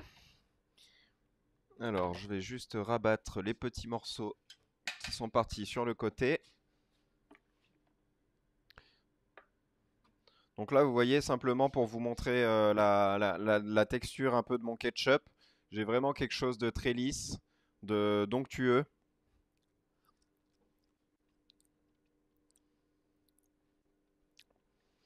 Alors on est légèrement sucré, mais à cette étape c'est normal parce qu'on vous a mis un citron. En fait, on va utiliser la moitié du jus à mettre dans le ketchup et l'autre moitié du jus de citron ira sur le tian au moment où on vous a au moment où on va le découvrir. D'ailleurs, on ne devrait plus trop tarder. Donc là, moi, je prends donc mon citron. Je vais déjà comment dire, le juter. Comme ça sera déjà fait.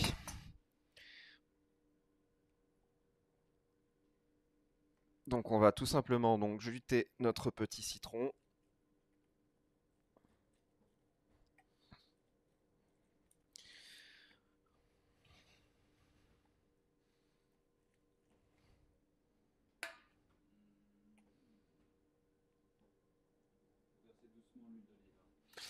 Oui, le mieux c'est de le faire, de verser tout doucement, enfiler l'huile d'olive. Après, si vous avez un robot, de toute façon, quoi qu'il arrive, ça va finir par faire l'émulsion dont je vous parlais. On va finir par y arriver, quoi qu'il arrive. Donc là, voilà, j'ai bien juté mon citron. Hop là. Donc je vais rajouter la moitié du jus dans ce petit ketchup.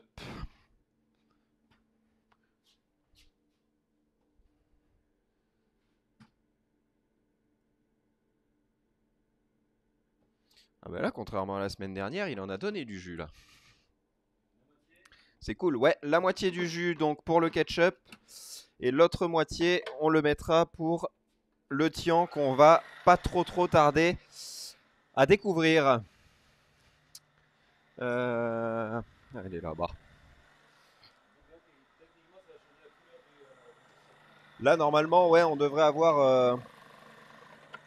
Bah, il devient pas pastel comme la semaine dernière, mais il s'est un peu éclairci, ouais.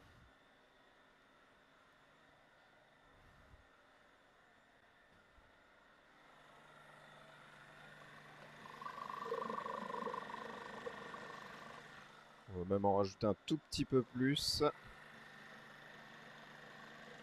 là. Voilà.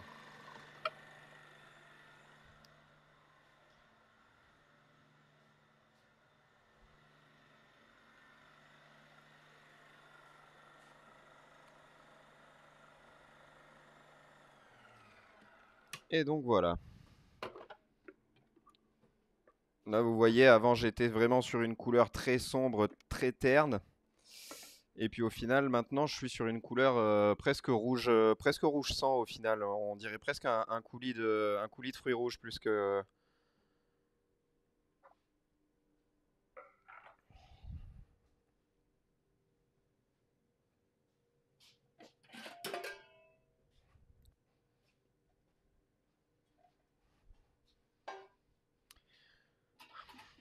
Donc je vais me débarrasser tout ça.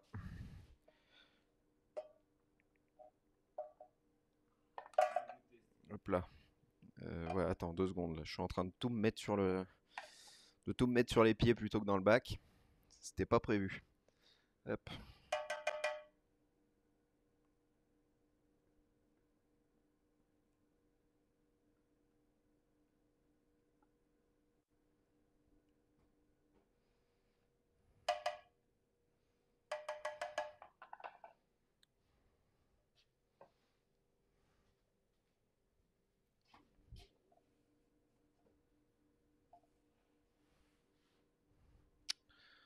Hop.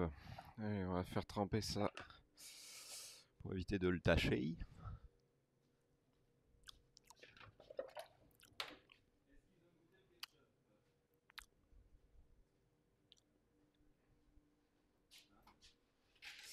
Moi, je n'ai pas encore vu quelqu'un le goûter.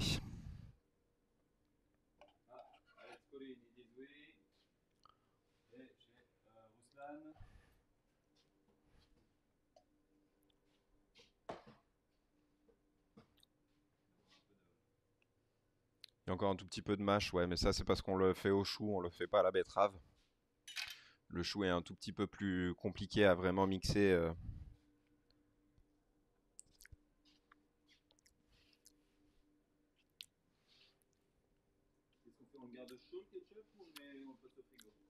Ben ça c'est un petit peu un choix que vous faites vous. Moi je sais que je l'aime bien avoir à température. Après si vous préférez l'avoir frais, mettez-le au frigo. Mais à température, je trouve il est quand même mieux.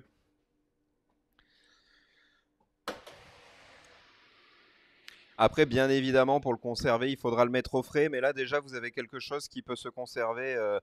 Bon, alors, on n'a pas fait les tests de vieillissement, mais moi, je sais qu'à la maison, quand je fais un ketchup de légumes comme ça, je le conserve 10 jours sans grand problème.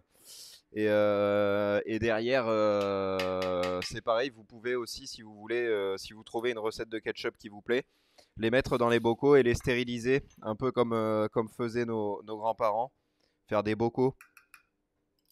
Hop. Donc là, on commence à avoir la cuisson qui commence à être pas mal au niveau des légumes. Donc on va pouvoir tout simplement les découvrir. Et donc là, on va les repasser une petite dizaine de minutes en gros. Dans le four, donc toujours à 180. Alors j'en profite pour remouiller un petit peu les légumes, pour bien les huiler aussi un petit peu.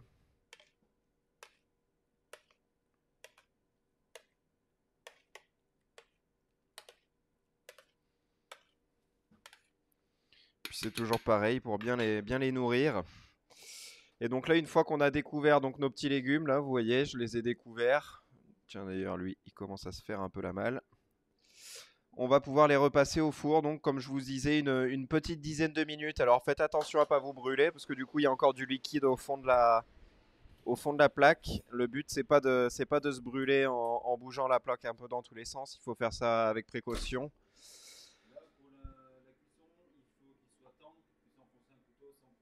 C'est ça, il faut qu'il puisse s'enfoncer un couteau sans. En fait, je sais pas s'il vous reste des lanières crues, mais si vous faites ça sur des lanières crues, vous verrez, vous sentez vraiment le couteau s'enfoncer dans les différentes couches et vous sentirez même les différentes couches. Alors que là, ça doit vraiment être fondant déjà.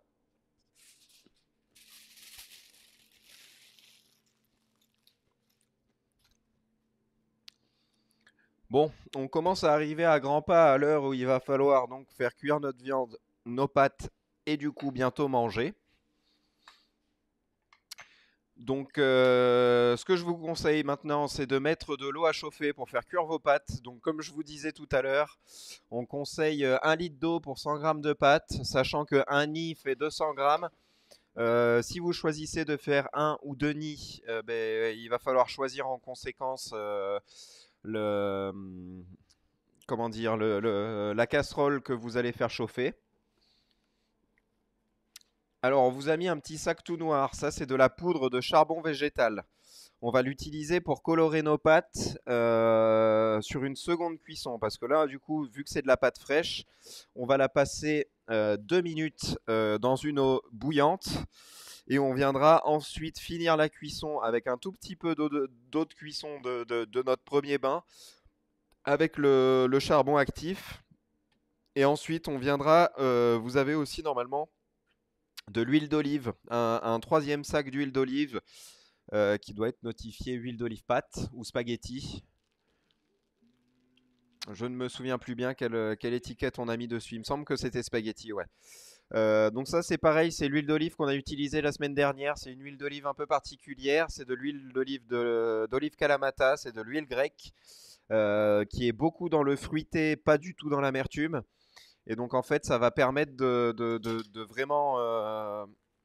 vraiment avoir un assaisonnement des pâtes qui va être très très doux, très très bon, qui ira très bien avec tout le reste du plat.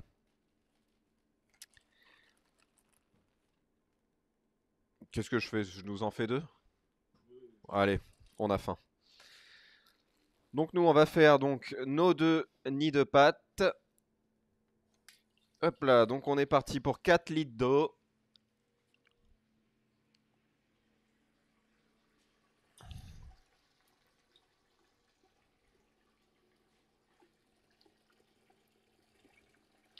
Donc là, c'est pareil, hein, si vous voulez tricher un peu, mettez directement de l'eau chaude, ça fonctionne tout aussi bien. Ça vous fait gagner du temps. Hop, donc là, j'ai mes 4 litres d'eau. On n'oublie pas surtout d'assaisonner notre eau de cuisson. On vient mettre de bonnes poignées. Alors certains diront qu'il faut rajouter de l'huile d'olive dans l'eau de pâte des cuissons, dans l'eau de cuisson des pâtes. Bon, ça c'est un point de vue philosophique débattu, un peu comme la chocolatine et le pain au chocolat depuis des millénaires. Personne n'a vraiment la bonne réponse. Moi, je ne suis pas partisan de ça. Je préfère ajouter l'huile d'olive après la cuisson des pâtes. Je trouve que ça assaisonne beaucoup mieux et puis ça évite de gaspiller, entre guillemets, cette huile qui est quand même une huile de qualité. Ça donnera rien en goût. Enfin voilà, moi je trouve personnellement que c'est inutile. Après, bon, chacun fait un peu ce qu'il veut aussi, hein. On n'est pas là pour discuter des choix de chacun. Mais la grande technique italienne, en tout cas telle qu'on me l'a appris pour cuire des pâtes et qu'elles ne se collent pas entre elles, au lieu de mettre de l'huile, c'est tout simplement de mettre la bonne quantité d'eau, comme je vous ai dit. Avec 1 litre d'eau pour 100 grammes de pâtes, ben, vos pâtes ne devraient pas se coller les unes aux autres. L'eau ne va pas mousser à en déborder de la casserole. Il suffira simplement de la bonne quantité d'eau, de mélanger une fois de temps en temps, et puis ben, on sera déjà largement comme il faut pour avoir des pâtes bien cuites. En parallèle de cette eau, donc on va mettre à bouillir, parce que bon, elle va quand même mettre un petit moment à bouillir. Tiens, mais d'ailleurs, je vais la mettre à côté parce que on va rester sur cette plaque. On va pouvoir commencer à faire chauffer une poêle. Donc en mettant, vous avez un petit sac avec marqué huile végétale dessus. On va pouvoir venir mettre donc notre huile végétale dans le fond de la poêle. On va donc sortir nos petites cailles. Ah, ça, punaise, la terre est basse. Donc là, vous voyez, vous pouvez les toucher. Les cailles sont bien dures, bien solides. C'est exactement ce qu'on voulait. On va pouvoir avoir une belle cuisson bien uniforme. Et puis par-dessus tout, normalement, elle ne devrait pas exploser. On va prier pour ça en tout cas. Donc voilà, on a donc nos petites cailles. Comme j'ai dit toutes les semaines, pour saisir, enfin pour avoir une belle cuisson saisie, que ça soit de la viande, du poisson, là du coup on n'a pas besoin d'assécher parce que la panure l'a fait pour nous, mais par contre on va partir sur une poêle chaude. Donc c'est-à-dire qu'elle va commencer à fumer. Quand on aura atteint donc le point où la poêle commence à fumer, ça veut dire qu'on atteint le niveau de température idéal pour une saisie.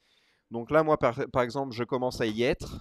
Donc, bon, je remue un petit peu pour vous attendre parce que je suis sur de l'induction, c'est peut-être un peu plus rapide que chez vous. Mais le but, voilà, c'est d'avoir une poêle pour ce type de cuisson-là, en tout cas, qui soit vraiment euh, bien huilée, qu'il y ait de l'huile qui recouvre tout le fond de la poêle et surtout qu'on ait une poêle chaude. Alors c'est pareil, j'espère que vous vous souvenez de comment vous avez fait pour les panés. On va commencer sur le côté où on a fermé la caille, tout simplement parce que si on commence par l'autre côté, la tome va déjà commencer à fondre et la croûte ne sera pas encore formée pour retenir cette tome. Donc on va commencer par le côté qu'on a fermé. Et donc là, moi, j'ai ma poêle qui est bien fumante. On va pouvoir venir mettre donc notre caille dans notre huile. Et donc là, on part sur une cuisson à feu moyen maintenant que la poêle chauffe bien. Et on va faire attention tout simplement parce que la panure va colorer assez vite. Donc on se prépare une petite spatule pour venir remuer tout ça.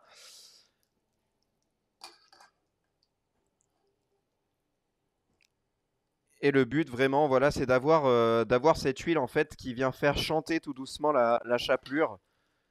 Bon, elle commence à me casser les pieds celle-ci. Hop.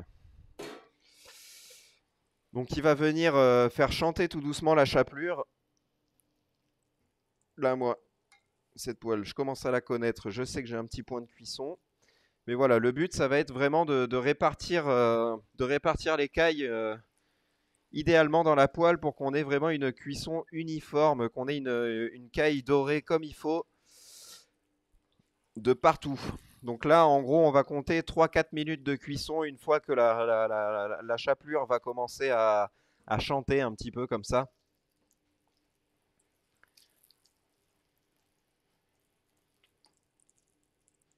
Je sais pas si mon micro arrive à capter les bruits là qu'on a dans ma poêle, mais on a vraiment une température idéale. Donc c'est pareil, vous allez pouvoir aussi sortir le beurre et donc le thym, le petit peu de thym qu'on a laissé là, les deux branches et demie qu'on a laissé tout à l'heure. On va donc les reprendre. Hop là, donc moi je sens que ça commence à être pas mal. Je me demande même si ça n'a pas un peu trop coloré. Non, ça va. C'était juste, mais ça va. Et donc là, maintenant qu'on est à mi-cuisson, donc on va laisser à feu moyen. On va venir donc rajouter notre beurre, notre thym. Voilà. On va mettre le thym. Et on va tout simplement mélanger comme ça pour vraiment répartir comme il faut le beurre. Et puis surtout que le thym imprègne bien toute la matière grasse qu'il y a dans la poêle.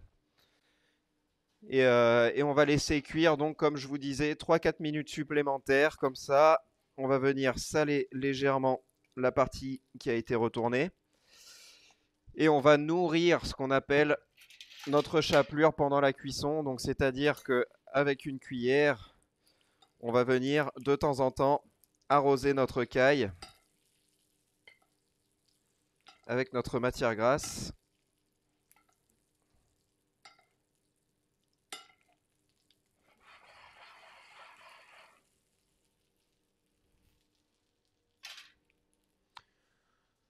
Pour continuer à nourrir notre caille pendant la cuisson.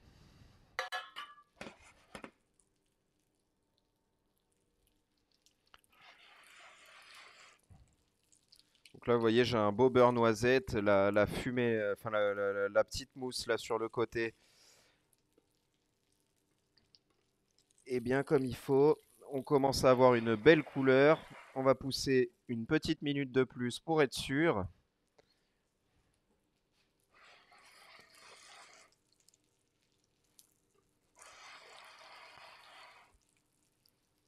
Voilà. Et donc en fait, on va venir tout simplement débarrasser notre caille sur une plaque qui pourra aller en cuisson au four. Donc on la laisse légèrement sur le côté, ce qui permet de débarrasser un peu le plan de travail. Et en fait, on va se caler tout simplement sur la cuisson des spaghettis pour mettre la caille au four. Donc si vous avez l'eau qui commence à bouillir, on va pas tarder à être bon, on va pouvoir plonger les spaghettis à l'intérieur. Euh, ouais, c'est ce que j'allais dire. Est-ce que tu as un petit timer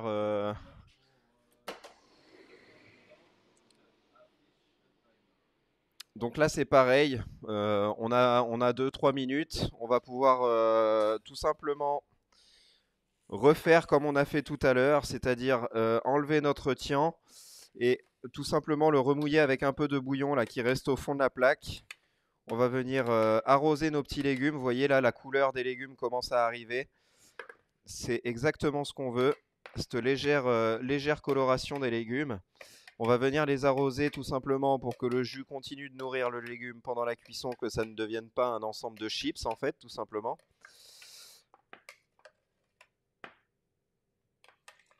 Et puis aussi et en même temps pour lustrer, parce que du coup on commence à avoir moins de liquide et à avoir plus de gras dans notre fond de cuisson là. Et donc ça va venir faire briller nos petits légumes. Hop, et c'est vraiment ce qu'on recherche. Et donc là on est parti pour grosso modo jusqu'à la fin de la recette. Donc là vous voyez j'ai mes petites cailles qui sont bien dorées. Je sais pas où vous en êtes. Est-ce que l'eau bouche chez tout le monde? Ouais? Bon, alors on est parti. Moi, je vais plonger donc mes petites pattes dans mon eau bouillante. Elle est ce qu'on appelle à gros bouillon, donc c'est-à-dire qu'elle bout vraiment fort. Et donc, on n'hésite pas à venir casser le nid en fait en venant remuer l'eau. Alors nous, on utilise ce qu'on appelle des écumoires, mais vous à la maison, vous avez toutes sortes de spatules, qu'elles soient en bois, en plastique. Voilà, il faut simplement en fait apporter un mouvement. Attends, je vais me remettre ici là, vu que c'est bien chaud. Et en fait, on ne va jamais arrêter de touiller cette eau, de manière à ce que les pâtes n'accrochent pas entre elles, de manière surtout aussi qu'elles n'accrochent pas au fond.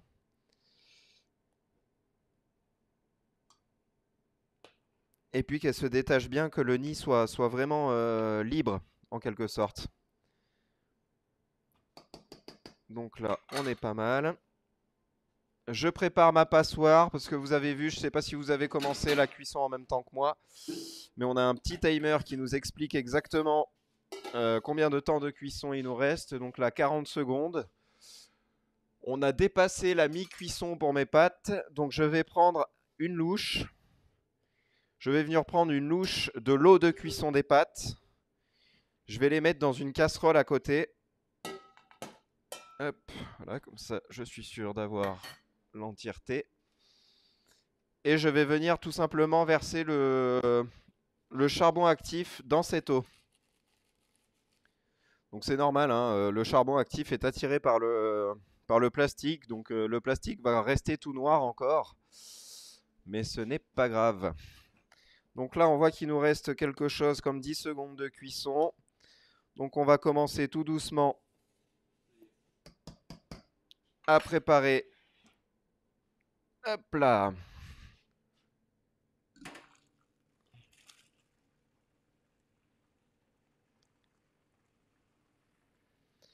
L'ensemble pour égoutter nos pâtes, comme ceci. Moi, c'est fait.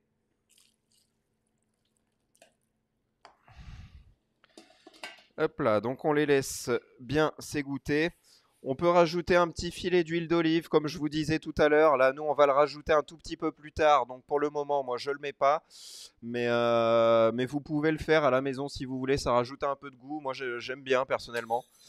Je suis partisan de cette idée-là. Mince, j'ai ma gamelle qui continue à chauffer. Hop. Et donc, on va faire chauffer l'eau des pâtes qu'on a pris tout à l'heure. On va venir bien casser la poudre dans le bouillon pour qu'on ait un bouillon qui soit bien noir. Ça c'est pareil, vous chez vous, vous pouvez le faire avec une fourchette. Hein. C'est juste que nous, on n'a pas trop ce type de matériel. Et ensuite, je viens donc verser toutes mes pâtes dans ce petit bouillon noir. Et donc, on va lui apporter les 1 à 2 minutes de cuisson qu'il manquait quand on les a enlevés. Parce qu'une pâte fraîche, en général, comme ça, c'est 3 à 4 minutes. Donc voilà, on va venir en fait tout simplement la cuire dans ce petit bouillon. Ça va venir la teinter. Et puis ça va même lui faire boire. Non, non, là c'est très rapide. C'est juste le temps en fait que la pâte absorbe la cuisson, le jus de cuisson qui est en dessous. Et quand on commence à voir que le fond est sec, on va venir rajouter le petit sac d'huile d'olive qu'on vous a rajouté. Donc cette huile d'olive grecque de Kalamata, on vient tout mettre. Hein. Faut pas avoir peur. Hop là. Et on va venir tout simplement lustrer nos pâtes avec l'ensemble. On va pouvoir mettre aussi nos cailles en cuisson maintenant. Donc on va pouvoir les mettre au four.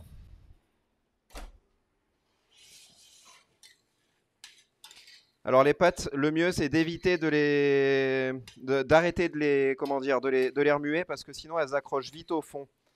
C'est des pâtes fraîches, c'est plein de gluten entre guillemets, donc c'est-à-dire que c'est très actif c'est très actif comme matière et c'est le gluten qui fait que ça accroche un petit peu au fond, gluten contenu dans l'amidon. Et donc là, vous voyez, on a un peu nos pâtes comme si c'était des pâtes à l'encre de sèche en fait. On a donc ah, punaise, alors, là avec une casserole qui fait 4 kilos.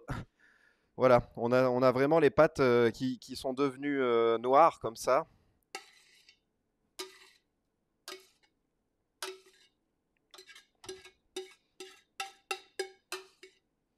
Et donc là, on a nos pâtes bien colorées comme on les souhaite. Vous voyez là dans le fond de ma casserole, j'ai vraiment plus d'eau, j'ai plus rien. C'est vraiment le but recherché. Et maintenant, une fois que ces pâtes sont cuites, on va se mettre sur le dressage. Parce que le problème des pâtes, c'est que ça se mange quand c'est chaud. Sinon, ça devient un gros pâté. Hein? Ouais.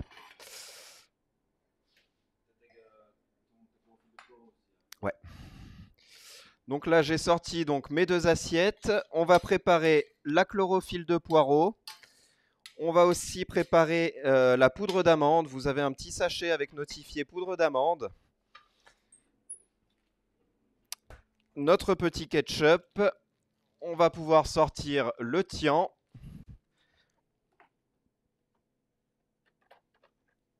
Ça suffit.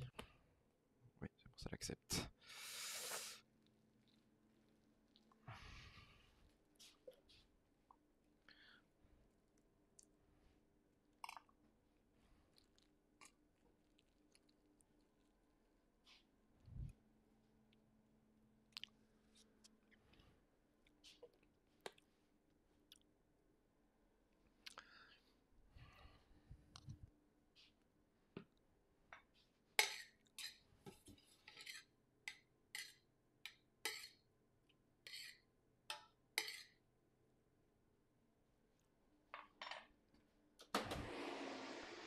Donc moi, je sors mon tian.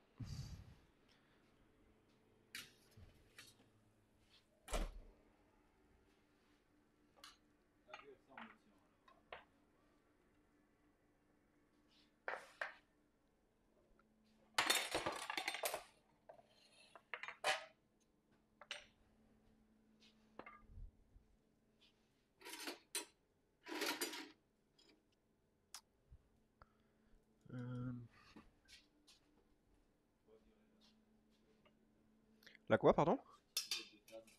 Ouais.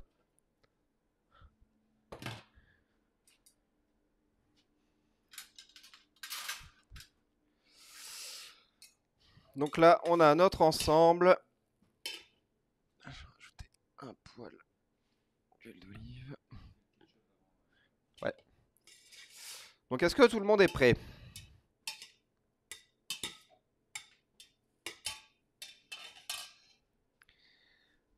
Allez, on va y aller du coup.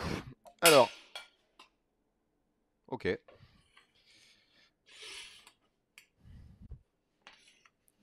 J'ai fait une troisième sauce dans mon caleçon là.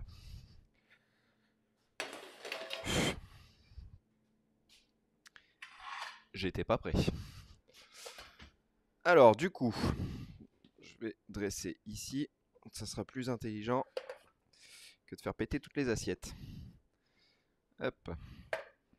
Donc là, j'ai mon tian, j'ai mon assiette. Non, mais c'est pas vrai!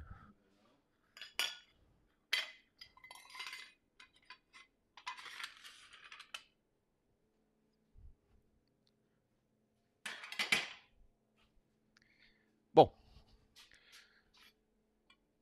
On dit jamais 203, mais là, j'espère que c'est bon. Alors, du coup, on a... C'est bon.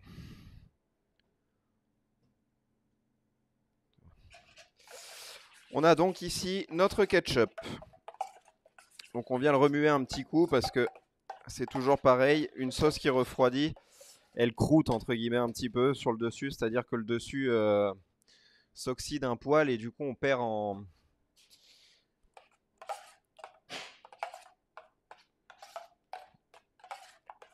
on perd en texture. Donc là, voilà. Donc là, on a notre ketchup. On va venir en mettre une belle cuillère comme ça, qu'on va venir tirer. Donc, comme d'habitude, avec le petit renfoncement qui est ici de la cuillère, on va venir donc tirer cette goutte.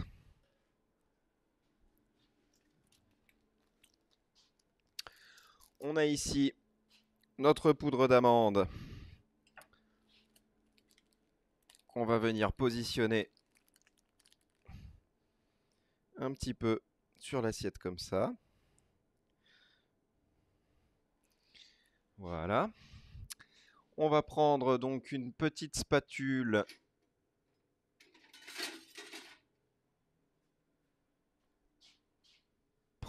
Alors on peut enlever les deux premières tranches du tian parce que c'est elles qui ont pris toute la chaleur.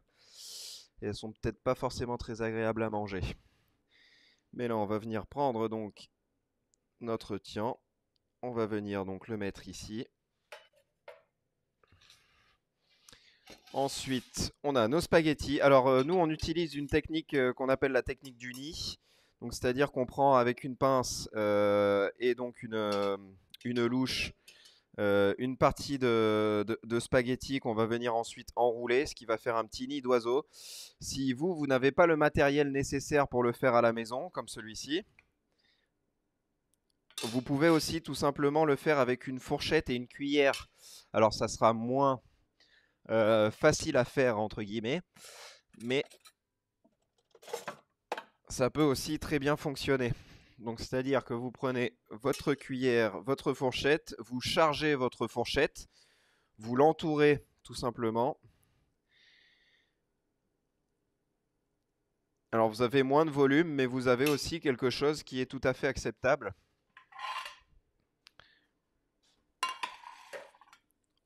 En tant que nid, hop, et voilà, ça vous permet de faire un petit peu le même principe que nous ici. Je vais faire directement les deux assiettes.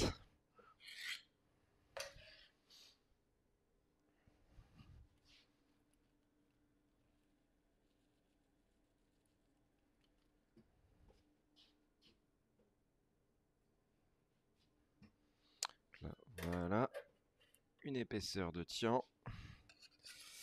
Et donc ensuite, on va aller chercher nos petites cailles qui sont encore au four. Ça fait à peu près 5 minutes. Voilà. Ah, j'en ai une qui a légèrement perdu. Ça devait être celle qui était un peu percée. Et on va pouvoir la poser ici.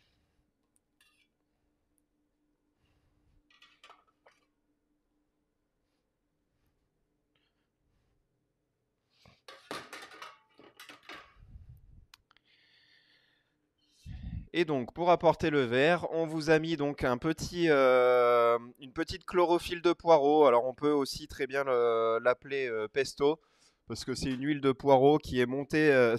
Pardon, du verre de poireau qui est monté à l'huile d'olive. Alors oui, vous si à la maison, vu que vous n'avez sûrement pas de biberon comme nous on utilise comme ça, vous pouvez parfaitement euh, utiliser le coin de la poche. Alors attendez, je vous montre sur une autre poche. En fait, tout simplement, couper un tout petit morceau du coin de la poche et ça vous fera un embout qui sera très fin. Il faut vraiment, vraiment en enlever un minimum, quelque chose comme 1 mm. Et en fait, on va tout simplement venir faire des petits points à droite, à gauche, pour venir apporter ce petit coup de peps que va apporter le verre.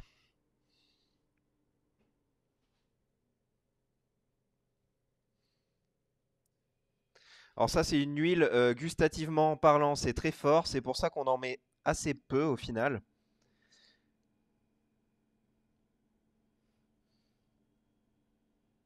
Vous pouvez jouer sur la taille des points, il ne faut pas hésiter à s'amuser un peu, en mettre un peu partout.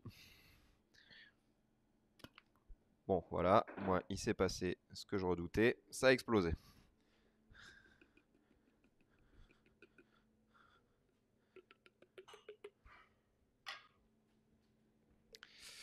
Mais voilà, pour le coup, vous arrivez à avoir votre assiette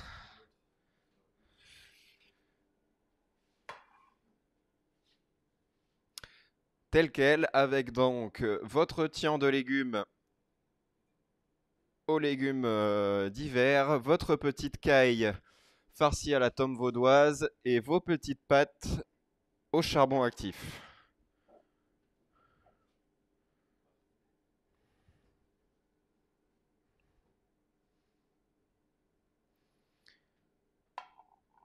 N'hésitez pas à nous poser des questions si vous avez le moindre souci. Nous sommes là pour ça. Nous sommes là pour n'importe quoi, moi.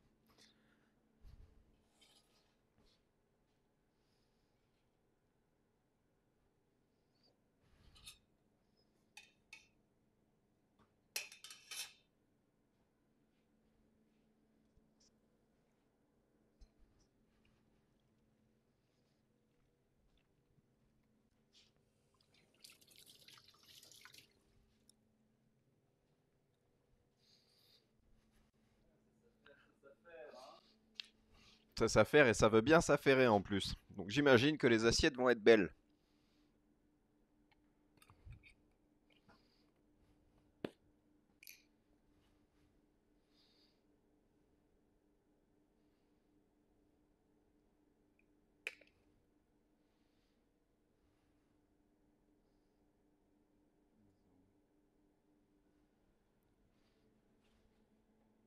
Comment ça va par chez vous?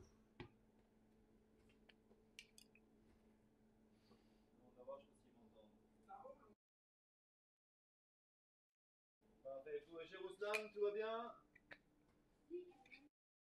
Excellent, superbe. Ah, au top, c'est ce qu'on veut. Ouais. Voyons voir ce qu'ils nous ont fait. Ah, superbe. C'est très beau aussi.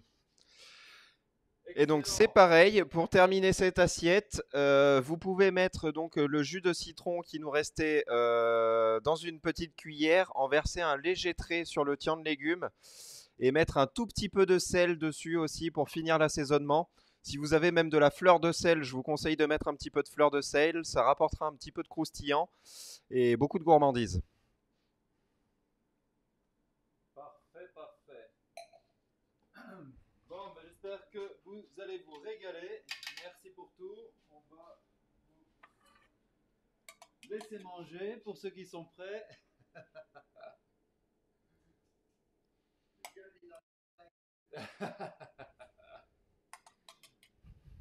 Rosanne, merci pour votre participation ce soir. En espérant qu'on en fera d'autres tous les week-ends, on en propose. Vous pouvez nous suivre sur Facebook ou sur Internet, sur notre site. Je ne vous entends pas, je ne sais pas si c'est à moi que vous parlez. On ne parle pas, on s'affaire, on s'affaire.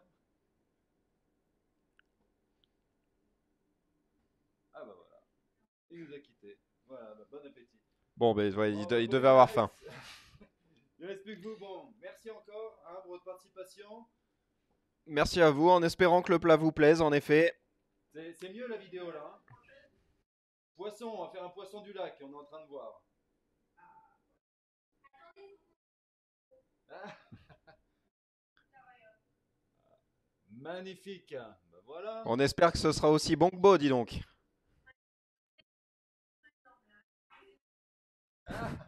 Bah, c'est aussi ça le but. Donc si on peut vous apporter ça, c'est déjà très bien. Bon, eh bien, merci bien. Bon appétit. Bon appétit, santé et profitez bien. Bonne soirée.